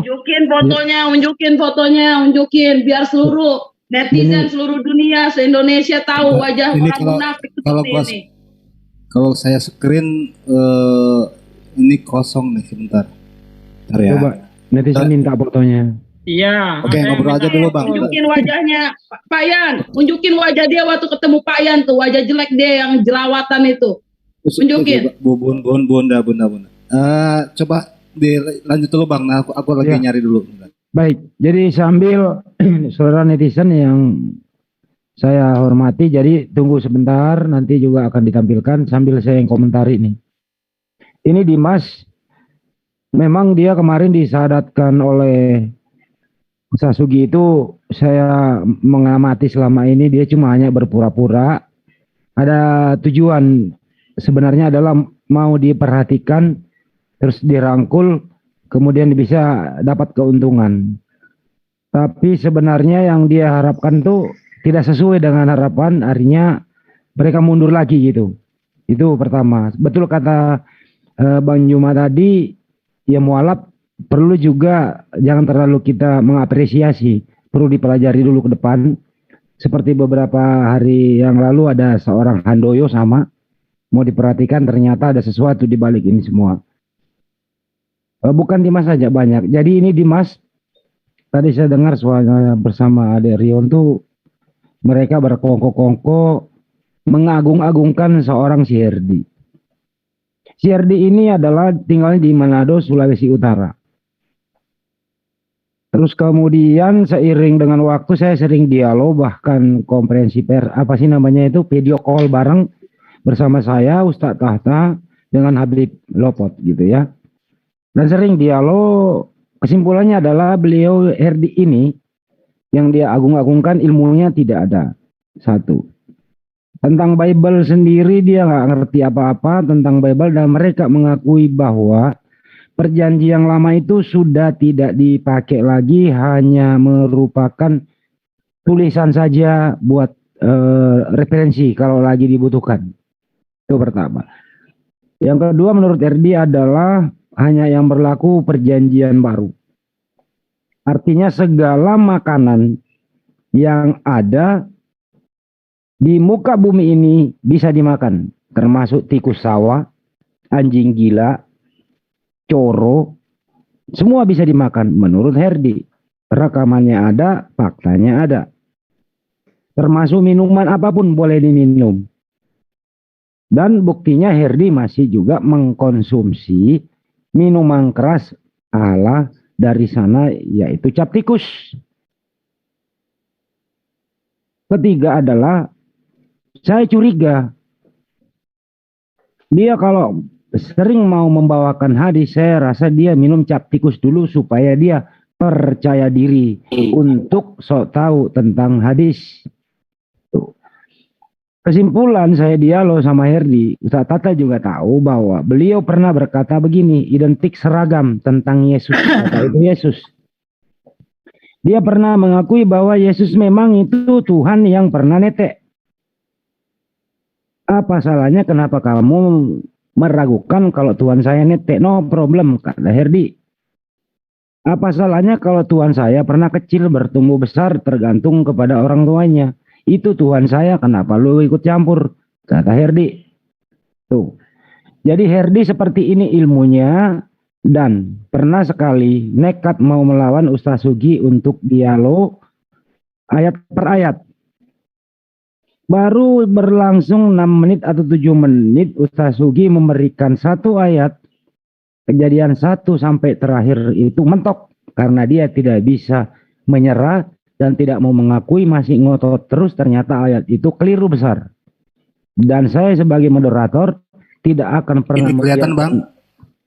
Ya, tidak akan pernah membiarkan melebar kemana-mana. Artinya Herdi kalau di JCC itu keramat buat dia.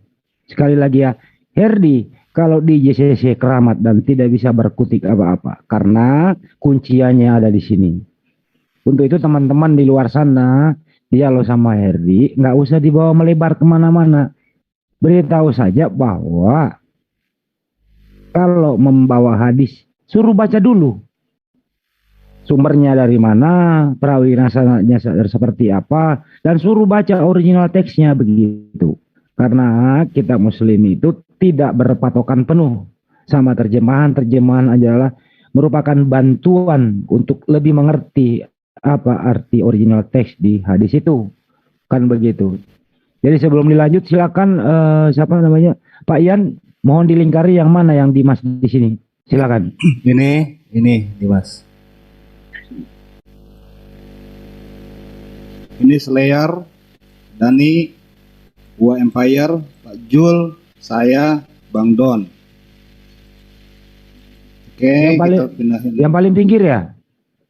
Ini. Baju biru, sweater biru, Bang Andi, sweater biru. Bisa di close up nggak, digedein sendiri? Ada bisa jalan dikelein sendiri.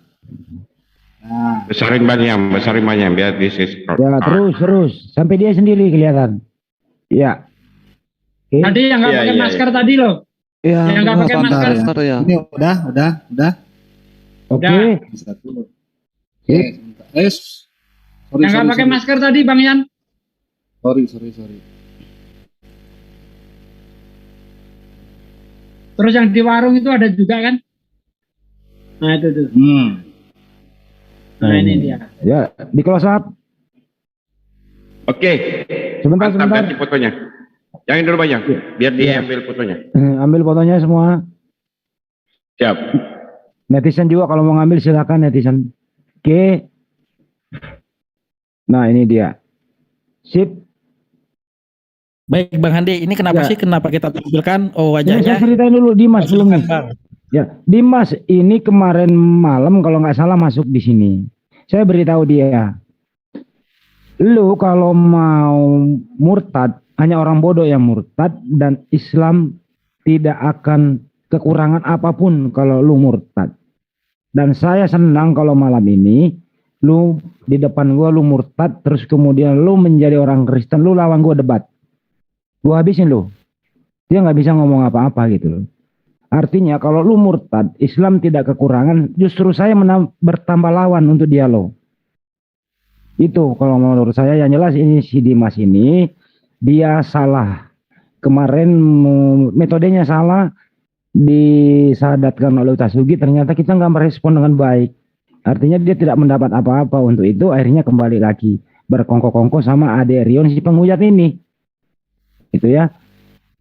Itu kalau menurut saya semoga jadi kesimpulan saya adalah Dimas ini adalah kafir laknatullah. Oke, lanjut. Oke, baik. Setelah ini kita ini aja ya, video lagi. Mungkin masih ada menit-menit yang krusial ya, bisa kita reaction. Oke, tafadhal. Oh, Bang Yan mau share screen. Oh, siap. Kan paparin program kerja, kalau agama kan ya dalil, Alkitabiah atau Al-Quran. hadis. Gitu. Kayak kemarin nanti gue tunjukin deh video gue. Jadi ada orang kemarin ngasih tahu kitab Yeskiel, ada tentang buah zakat. Itu kan sebenarnya Yeskiel 23 itu kan menceritakan olah riba ya. Itu jadi menceritakan orang. Jadi gini, kalau di Yahudi itu zina itu bukan tentang penetrasi antara jenis kelamin kelamin, karena itu menyembah ilaha itu disebut zina. Nah, orang Yeskiel ini mensimbolkan zakat, itu pokoknya tentang ilah-ilah lain. Nah, itu loh maksudnya kan. Memang ini pahamnya metafora. Si nihilisme ini, si yang kata mualaf ini, padahal tuh gue yakin banget Islam kecil. Si nihilisme ini merasa ini nggak pantas, diksi ini nggak pantas buat di kitab. Dia bilang udah kenapa nggak pantas? Ya memang dia menceritakan suatu hal yang menjijikkan bagi mereka. Kalau menyembah ilah lain itu seperti layak yang berzina. Itu melambangkan seperti itu. Lu malah ke orang lain, padahal lu udah punya pasangan. Cerita kan gitu kan, maksudnya berzina itu. Gue kasih tahu at-tahrim, Ban. Nih, bagaimana dengan at-tahrim? At-tahrim apa tuh yang 1-2 itu? At-tahrim itu di sini yang at-tahrim 1-2 itu ya. Muhammad menggauli budak, bilang itu. Sekarang menggauli di sini artinya apa? Dia bilang menurut lo apa? Dia ngentot, dia bilang gitu. Dia ngentot lah. Loh, emang menggauli di situ artinya harus pasti ngentot? Dia pasti, gue bilang itu pasti di sini ngentot. Kenapa gue bilang ngentot gitu maksudnya? BSPM menjijikkan gitu loh. Memang gue harus menggambarkan itu suatu hal yang menjijikkan. Itu kenapa kita gue mau menggambarkan kata itu, orang-orang akan ngeliat itu, ih kok ada yang ngomongnya nggak sopan. Loh justru memang itu hal yang dilakukan. Kenapa bilang lo yang sopan dong deh? Saya kira ada momen ditangkap di sini, bisa dijelaskan oleh Ustadz Tata itu surat at-tahrim itu. Itu dulu. Oke. Siap. Oke. Nanti dibuka Bang, ini surat at-tahrimnya nanti Bang. Tadi komentarnya jangan suratnya dulu Bang. Soal itunya aja Pak Ustadz Tata. Lanjut Bang. Oke.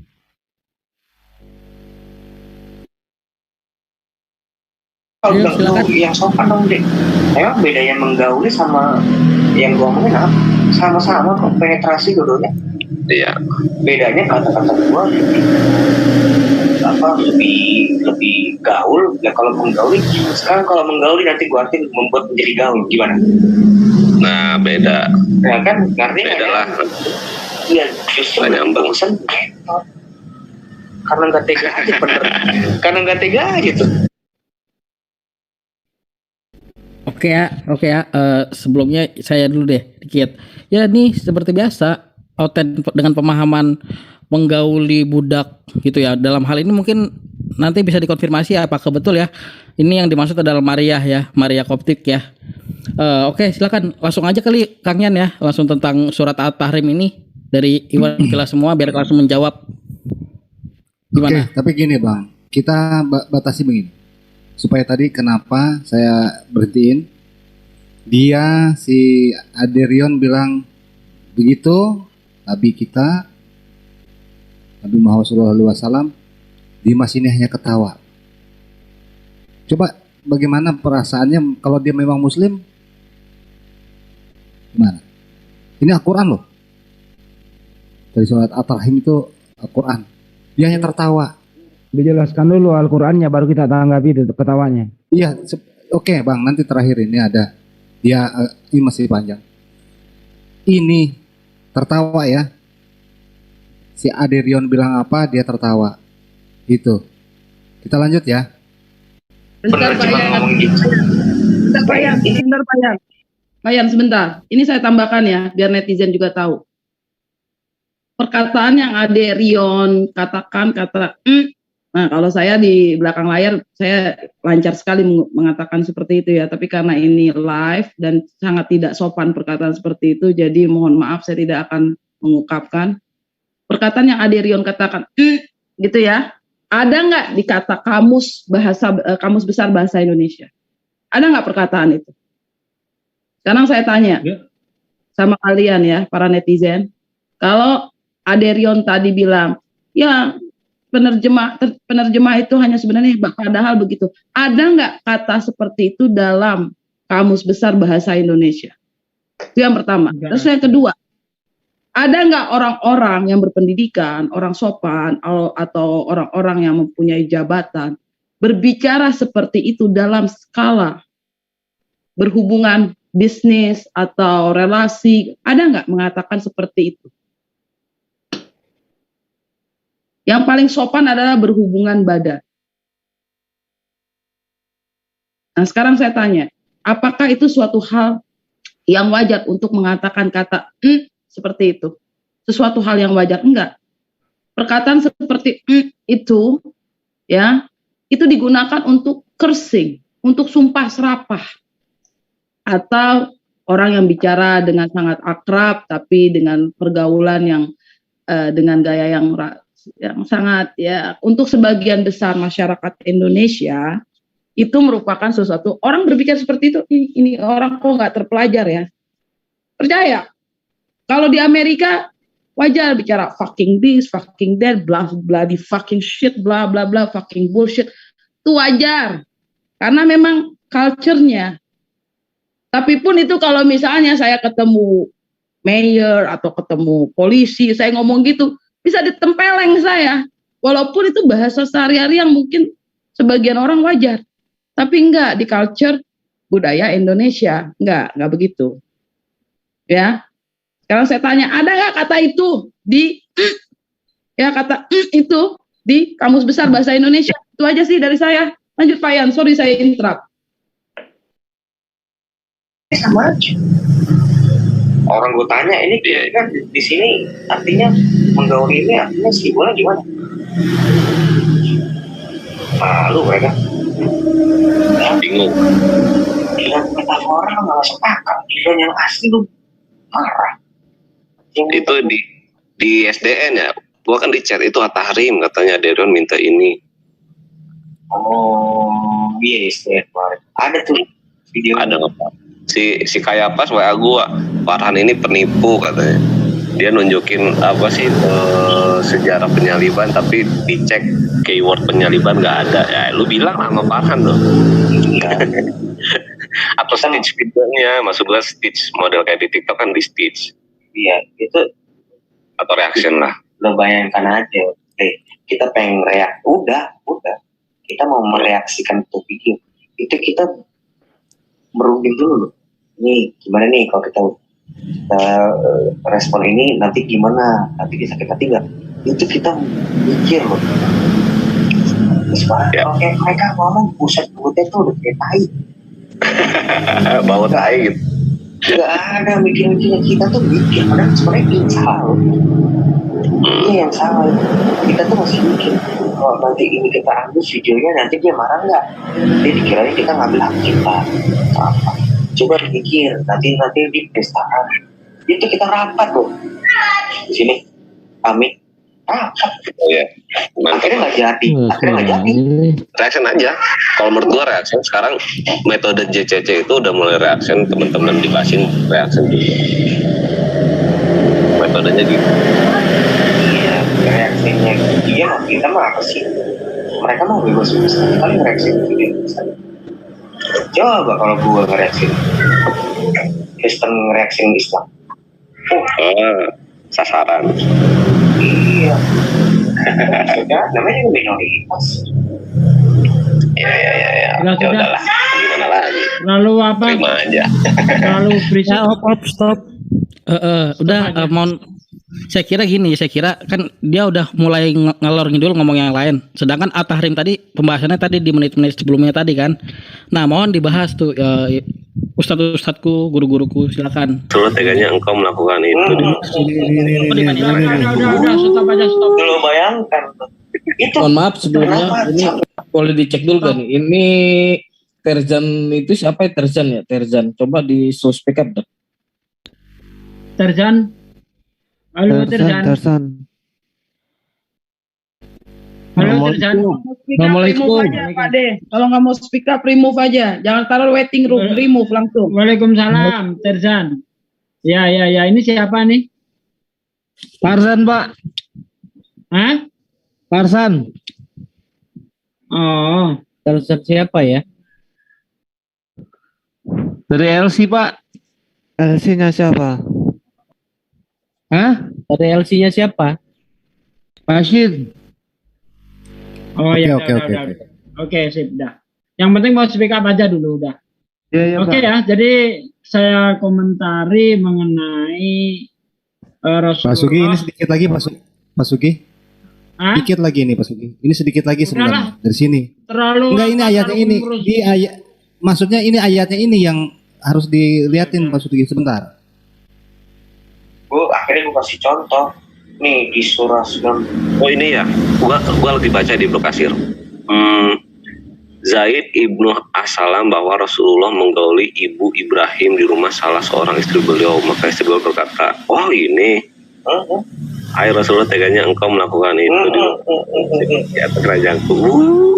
Lo bayangkan itu kenapa sampai dia tuh mereka tuh nggak mau ngomong itu. Gue tahu. Dia mau ngomong apa? Tapi kalau gue bikin video monolog ditangkap, ngeri ya? Nggak apa-apa cuy, lu baca aja, lu nggak usah kasih narasi lu. Lu nggak usah perlu ngasih narasi, lu bacain aja apa yang ada di situ. Bakal ditangkap. Ngeri ya? Yang salah itu tafsiran lu tafsir itu. Lu kan cuma membaca tafsiran, ya udah kelar. Kalau lo tafsirannya lo tafsir lagi, nah itu yang salah. Menafsirkan sendiri, artinya gitulah ya. Ya kalau surat At-Tahrim itu kan nggak cuma lo baca surah Qurannya, kan absurd itu artinya. Itu lo ngertiin At-Tahrim. Ini gue lagi buka bro, makanya lu penasaran nih. Qurannya ya. Ini di aplikasinya kan. Hai Nabi, mengapa kamu mengharamkan apa yang Allah menghalalkannya bagimu? Kamu mencari kesenangan hati istri-istrimu, dan Allah Maha Pengampun, Maha lagi Penyayang. Stop. Tanpa Ibnu Katsir, coba hanya Quran. Itu apa yang diarini? Menghalal. Iya, apa yang menghalalkan? Dia ngapain apa yang dihalalkan? Nggak dapat, lo nggak ngerti apa. Kalau cuma pakai Quran, mencari kesenangan apa? Coba tanpa tafsir. Tanpa tafsir, tanpa hadis, nggak bisa bro. Iya, bingung. Iya. Selamat malam saudara-saudari. Bacaan Injil Yohanes 12 ayat 24 sampai dengan 26. Ini apa nih? In nomine Patris. Udah Om Jans. Lewatan Bang. Oke, siap. Sudah tuh ya. Jadi tolong dikomentari tentang ayat yang dibawakan barusan, hadis ya. Apa tafsiran. Siap. Silakan Ustadz-ustadzku. Ustadz Tata terutama. Oke. Saya dulu. Ini suara, aduh. Gimana? Lanjut. Tadi suaranya bisa kurang. Lanjut. Iya. Jadi pertama ayat At-Tahrim itu kan ya ayuhan nabiyyu lima tuharimu ma ahalallahu lak tabtagi mardata azwajik. Wallahu ghafurur rahim. Itu gini ceritanya. Memang harus tahu tafsir juga dengan sejarah dan juga hadis. Ini gabung. Mana mungkin kita tahu mengartikan Al-Quran, Al-Quran itu ada asbabul nuzulnya. Ada sebab-sebabnya lalu turun ayat kan gitu. Nah ini sebab-sebabnya turun ayat ini. Allah mengingatkan Rasulullah. Karena gini, semua para nabi itu manusia. Namanya manusia, apa? Pasti ada kekeliruan gitu. Semua para nabi. Karena sifatnya nabi itu sifat jaiznya. Al-a'radul basyariyatul lati la tu'addi ila nafsin fi maratibihimul aliyah. Jadi sifat-sifat kemanusiaan ini sama seperti kita. Makan, minum, tidur ya lupa gitu. Nah, tapi bedanya kita dengan para nabi itu. Nabi itu maksum. Maksum itu dijaga oleh Allah. Ya, kalau kita keliru, siapa yang negur kita? Nah, kalau seorang Rasul ketika melakukan kesalahan dalam segi kemanusiaannya, ya, maka langsung oleh Allah diluruskan. Satu contoh, Nabi pernah diingatkan oleh Rasulullah karena mengabaikan Umi Ibnu Maktum, gitu ya.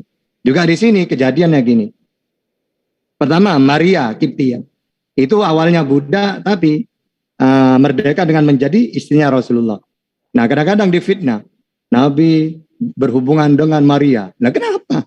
Wong di ayat ini At-Tahrim ini dijelaskan. Siapa di sini? Menghalalkan apa? Maksudnya ini Maria istrinya. Nah, kenapa kau tahu istrinya? Karena dia termasuk ibunya Said Ibrahim. Nah, terus termasuk Maria Kiptia itu termasuk Ummul Mukminin. Nah, Ummul Mukminin ini adalah gelar untuk istrinya Rasulullah. Nah, tiba-tiba Rasulullah ketika bersama dengan Maria, salah satu istrinya cemburu. Nah, untuk menyenangkan ini kata Rasulullah, ya sudah, mulai sekarang saya tidak akan bersama Maria lagi. Nah, disitulah Allah mengatakan, hai Nabi, ya ayuhan Nabi, lima tuharrimu ma ahalallahu lak. Ya. Nah, wahai Nabi, kenapa kamu mengharamkan yang halal? Maksudnya apa? Bukankah dia istrimu Maria itu? Kenapa kamu mengatakan mulai hari ini saya tidak akan bersamanya? Nah, ini menunjukkan fitnahnya Kristen itu salah mengatakan Maria bukan istrinya. Justru karena dia istrinya di ayat itu oleh Allah ditegur. Nah, dengan gitu Nabi ya tetap seperti biasanya. Apa? Ya Maria ya istrinya, Siti Aisyah, ya Zainab semuanya ya biasa. Nah, ini ibaratkan gini, saya punya istri 2 misalnya. Ya udahlah mulai sekarang saya akan menggauli yang pertama saja karena masih baru. Ya. Oh, yang kedua saja, yang pertama enggak. Nah, ini pelanggaran, enggak boleh. Namanya istri 2 ya harus digauli semua. Dengan cara ada gilir gitu ya. Nah, ini juga kayak gitu. Ketika Rasulullah mengatakan saya tidak akan lagi bersama Maria, maka kata Allah jangan. Ibaratkan gini, jangan wahai Nabi. Ya, jangan kamu mengharamkan yang halal. Itu istrimu Maria. Maria Kiptia itu. Jangan kamu hanya untuk menyenangkan Aisyah kalau mengatakan apa? Mulai sekarang aku tidak akan bersama Maria lagi. Nah, ini yang peringatan dari Allah cuma masalah itu. Jadi tidak ada apa-apa dalam ayat itu. Coba apa? Mau digoreng apa? Nah, tadi mengatakan bahwa coba kalau tanpa tafsir apa yang diharamkan di situ? Nah, orang walaupun tidak baca tafsir ya tahu. Nah, tafsir itu apa? Tafsir itu biar orang tahu asbabun nuzulnya ini dalam keadaan ada apa. Kok sampai turun ayat itu. Nah, kalau kita tidak baca tafsir, ya, maka tidak tahu sebab-sebabnya turun itu untuk apa. Hikmahnya di mana. Ya tidak akan tahu seperti itu. Nah, sehingga ayat di situ intinya tidak ada masalah apa-apa. Mau digoreng kayak apa tidak mungkin bisa. Karena kita lebih tahu sejarahnya, hadisnya, asbabun nuzulnya. Gitu ya. Oke, lanjut. Oke, saya ikut mengomentari sedikit. Bentar. Saya ikut mengomentari sedikit terkait dengan surah At-Tahrim. Ini saya baca dari tafsir Madinah Al-Munawwaroh ya. Teguran ini Allah sampaikan ketika Rasulullah melarang dirinya dari minum madu. Yaitu, ini tolong di mute dong. Siapa ini? Tolong di mute. Udah Ustaz, langsung lanjut. Jadi menurut tafsir Madinah Al-Munawwaroh, teguran ini Allah sampaikan ketika Rasulullah melarang dirinya dari minum madu. Yaitu setelah beliau minum madu dari rumah Zainab. Maka Aisyah dan Hafsah bersepakat untuk berkata kepada Rasulullah, ketika beliau masuk ke rumah mereka, aku mencium bau makfir, sejenis tanaman yang berasa manis namun baunya tidak sedap. Maka Rasulullah berkata kepada Hafsah, tidak, ya, mengapa aku telah minum madu di tempat Zainab dan aku tidak akan mengulanginya lagi.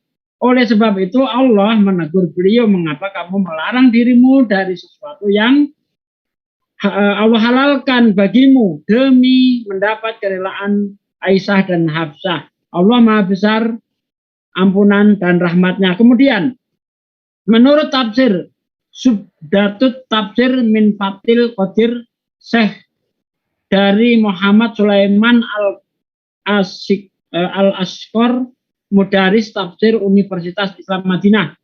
Ya, hai Nabi, mengapa kamu mengharamkan apa yang Allah halalkan bagimu?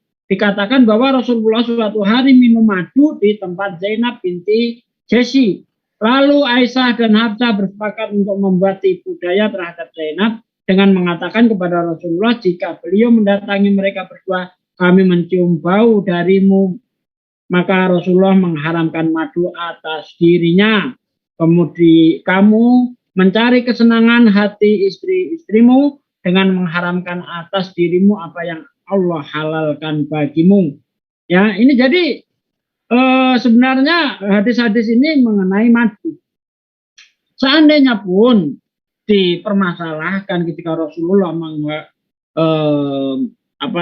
menggauli Maria, ya. Ini kenapa dia tidak kembali kepada kitabnya? Bukankah kitabnya juga membolehkan, ya, beristri banyak? Kenapa? Bahkan di dalam kitab Bilangan 31 ayat 17 sampai ayat 40, Tuhan minta jatah cewek 32 orang yang perawan. Ada apa? Kamu kok protes dengan Al-Quran? Apa kamu tidak lihat kitabmu sendiri? Bahkan di dalam 2 Samuel 12 ayat 11 sampai 12, Tuhanmu di situ menjadi dalang terjadinya adegan porno di tempat umum. Ya, ini saya baca kalau nggak percaya nih. Nanti saya dibilang hoak pula. Mau laporkan polisi, laporin, nggak takut ya. Ini, saya tunjukkan ayatnya. 2 Samuel 12, ya, yang Kristen nih. Dengar. Ya, 2 Samuel 12 ayat 11. Ya, sampai ayat 12 itu. Beginilah firman Tuhan, bahwasanya malapetaka akan kutimpakan atasmu yang datang dari kaum keluargamu sendiri.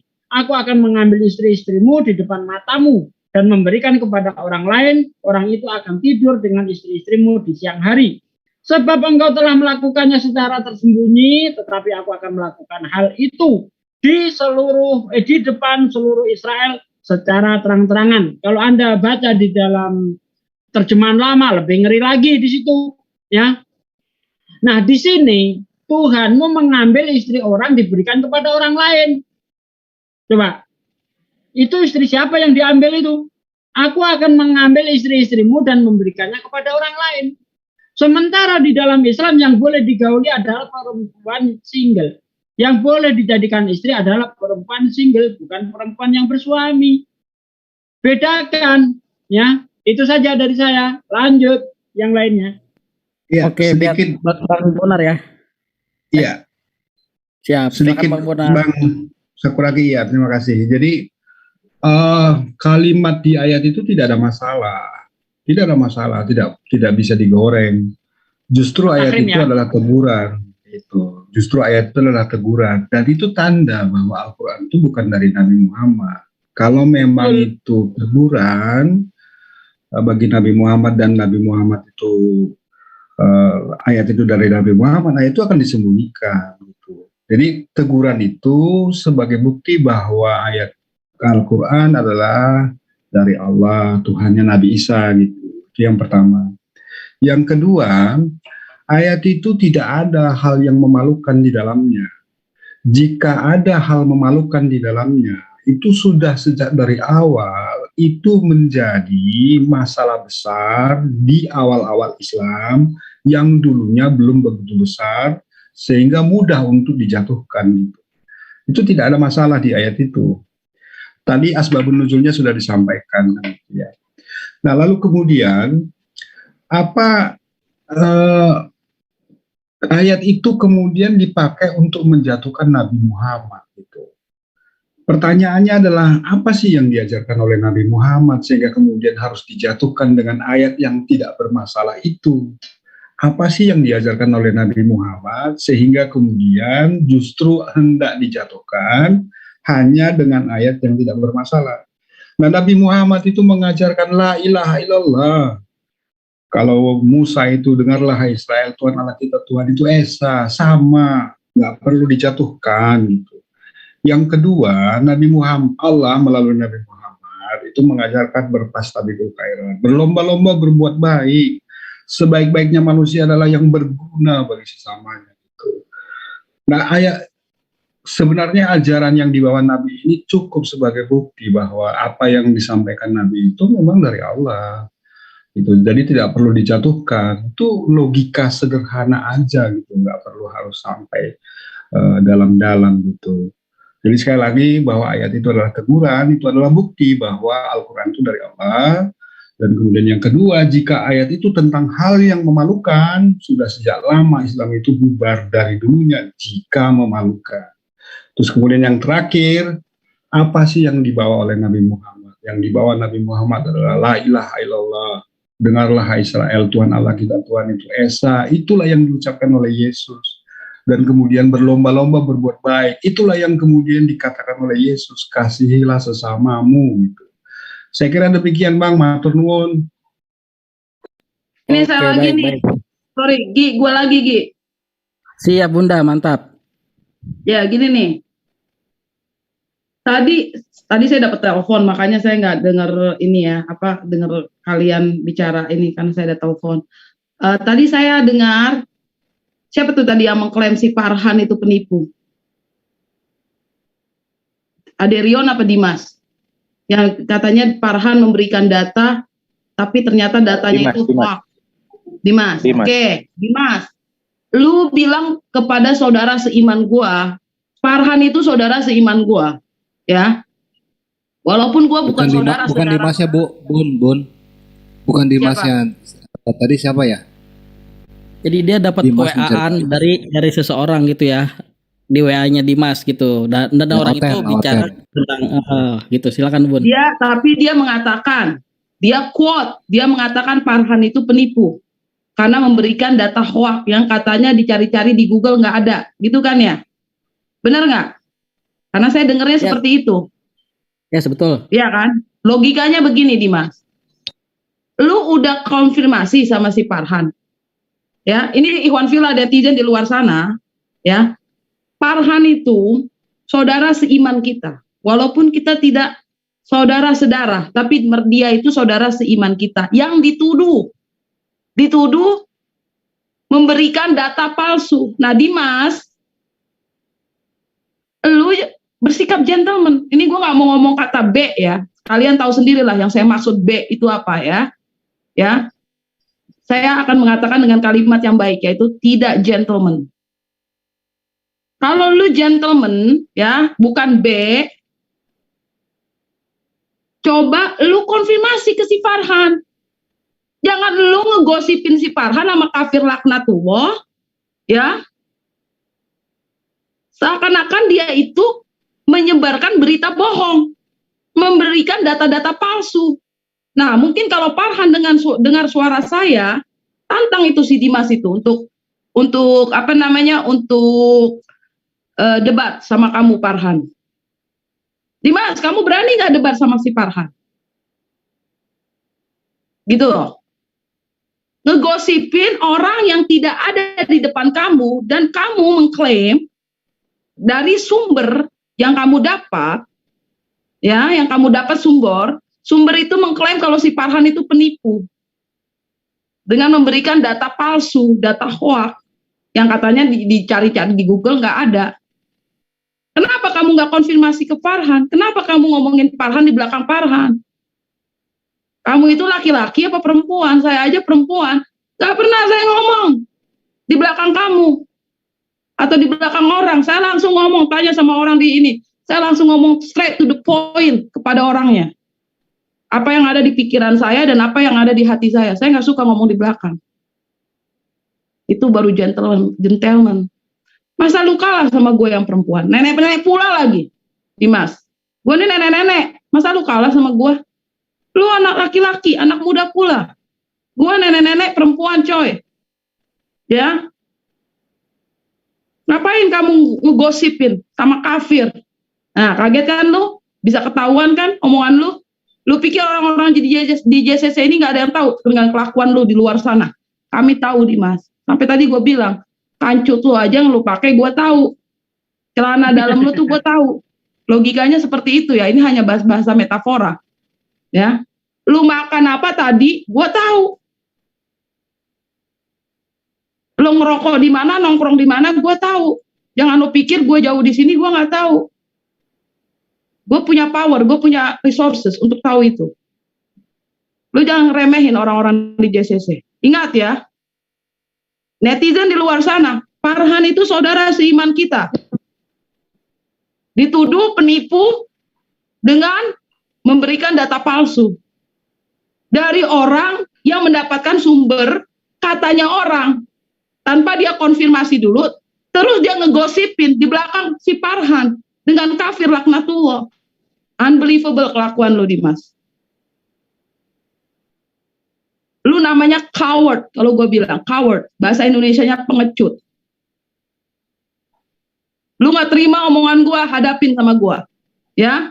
Bukan gue so jagoan, gue nggak so jagoan, gue jagoan beneran. Gue nggak petantang petenteng. Gue bukan so jagoan, gue jagoan beneran, dan gue nggak petantang petenteng, gue petantang petenteng beneran. Lu ngerti maksud gue, Dimas? Nih gue, nenek-nenek, perempuan pula. Doyan sirih pula. Itu aja satu lagi dari saya. Oke, baik. Gini ya Iwan Villa ya, mengingat waktu kita live tadi sudah 1 jam, mau ke 2 jam. Kita batasi sampai dengan 5 komentar lagi ya, 5 orang komentar, silakan nanti diisi. Kalau dari saya gini, Bro Dimas, lu tadi bilang netizen kita dibawakan sama apa tafsiran surat At-Tahrim 1-2 ini pada kepanasan. Oh sorry, netizen muslimah pada pinter, nggak kayak lu doang kali yang kegoncang iman lu sama ayat kayak beginian doang. Sama subhatan si oten kayak begini gitu. Oke lanjut, silakan abang-abangku. Bisa bang? Yang lain? Bisa bang? Bang Arsevan, silakan bang. Sebentar. Bang Nasir tadi duluan nih. Bang Nasir udah ngomong belum? Ini Ya, belum. Nasir belum. Mau nggak Bang Nasir dulu tadi. Oh ya siap. Nanti Bang Arsevan ya, silakan Bang Nasir. Oke, baik. Terima kasih waktu yang diberikan. Mulai dari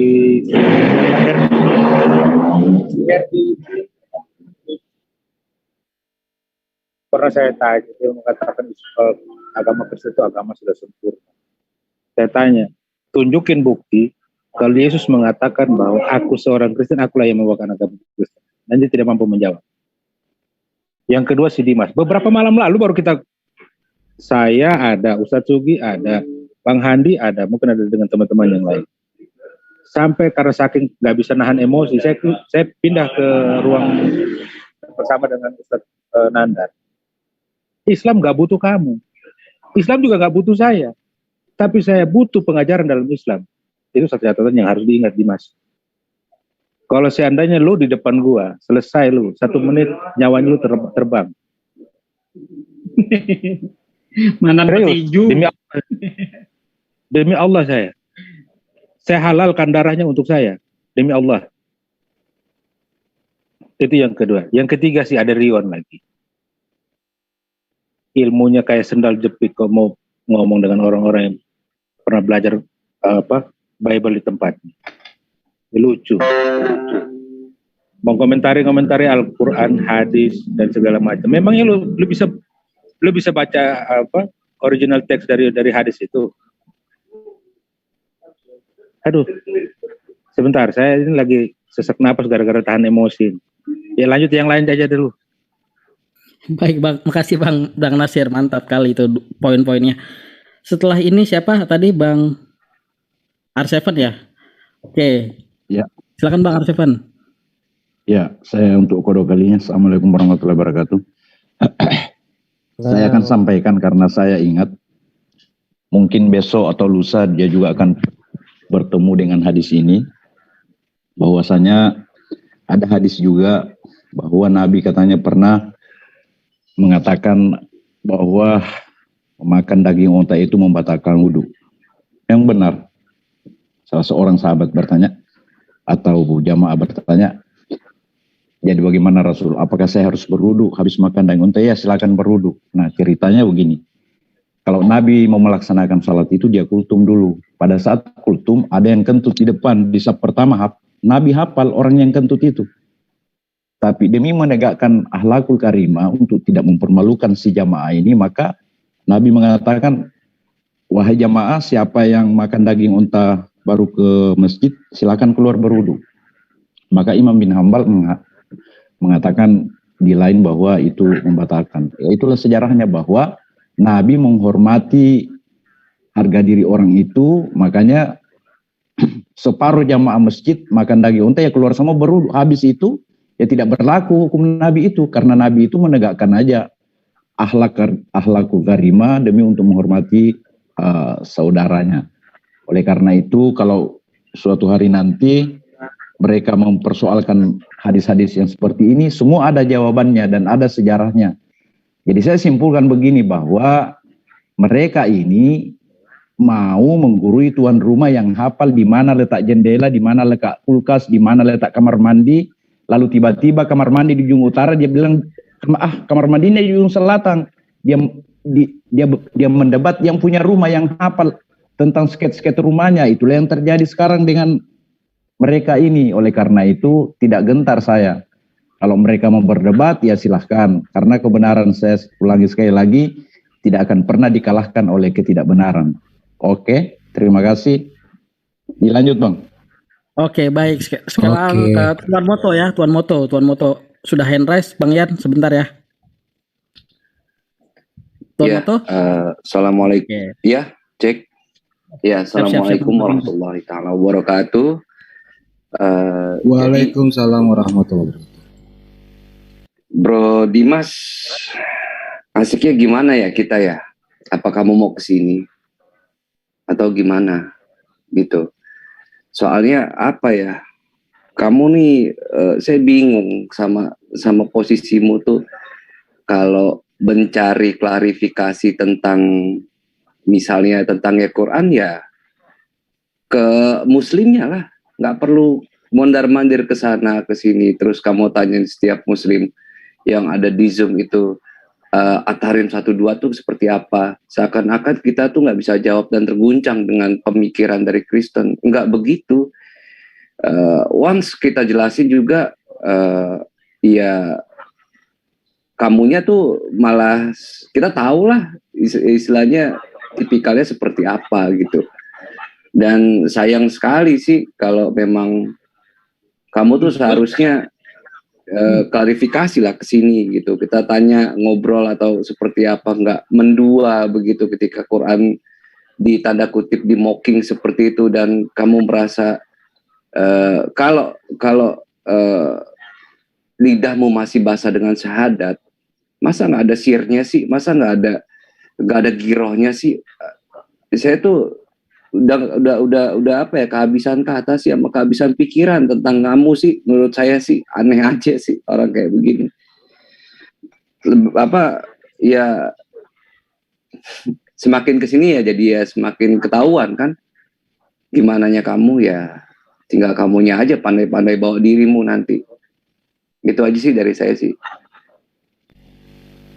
Baik Iwan Villa, terima kasih Bang Moto ya, dan Bang Arseven juga tadi, ada Bunda Yosi, Ustadz Sugi juga menambahkan tentang ayat At-Tahrim, dan Ustadz aja Bang. Kita tinggal 2 komentar lagi ya, Kang Yan dan satu lagi nanti siapa, silakan. Oke, atau 3 lah. Bang Juma, mungkin Bang Juma penutup ya. Saya sedikit aja gini, itulah bagaimana dia bersahadat. Kita menyaksikan semua di sini yang disahadatkan oleh Pak Sugi. Dan itu pun sama saya sahadatnya bareng tuh, sama saya sahadatnya. Iya, saksi mata. Ya, Bunda. Ya, betul, ada 2 di situ. Saat itu Pak Ibu Josi dengan dia ya. Setelah itu kita mau ke urusan Palestina. Dia sangat girohnya keluar. Terus ditanya, bagaimana Anda? Saya sholat sangat. Ini saya dengar ngaji. Alhamdulillah. Bagaimana perasaan ini kamu nih, kalau bilang abang-abang lah tahun. Ketemu kita di hotel, ada saya, Pak Jul yang tadi ada fotonya itu. Kita mau berangkat ke Palestina, kedutaan Palestina. Dan di Bandung. Karena dekat di Bandung, Anda datang. Di situ ada Tua Empire, ada Bang Jenny, ada saya, ada Mas Don. Kita ketemu semua. Kita bincang-bincang. Kamu ingat itu? Saya kecewa waktu kemarin. Terguncang dengan hadis yang dibawain oleh RT. Bingung saya. Itu yang pertama. Anda imannya kurang, saya bilang. Terus kedua, setelah malam itu juga, hari itu juga, saya masuk ke Basin, Basin. Karena ada Rion di sana, saya masuk ke sana. Saya ada Rion, yang JCC, yang pernah debat hukum tentang kamu. Di sana pun sama.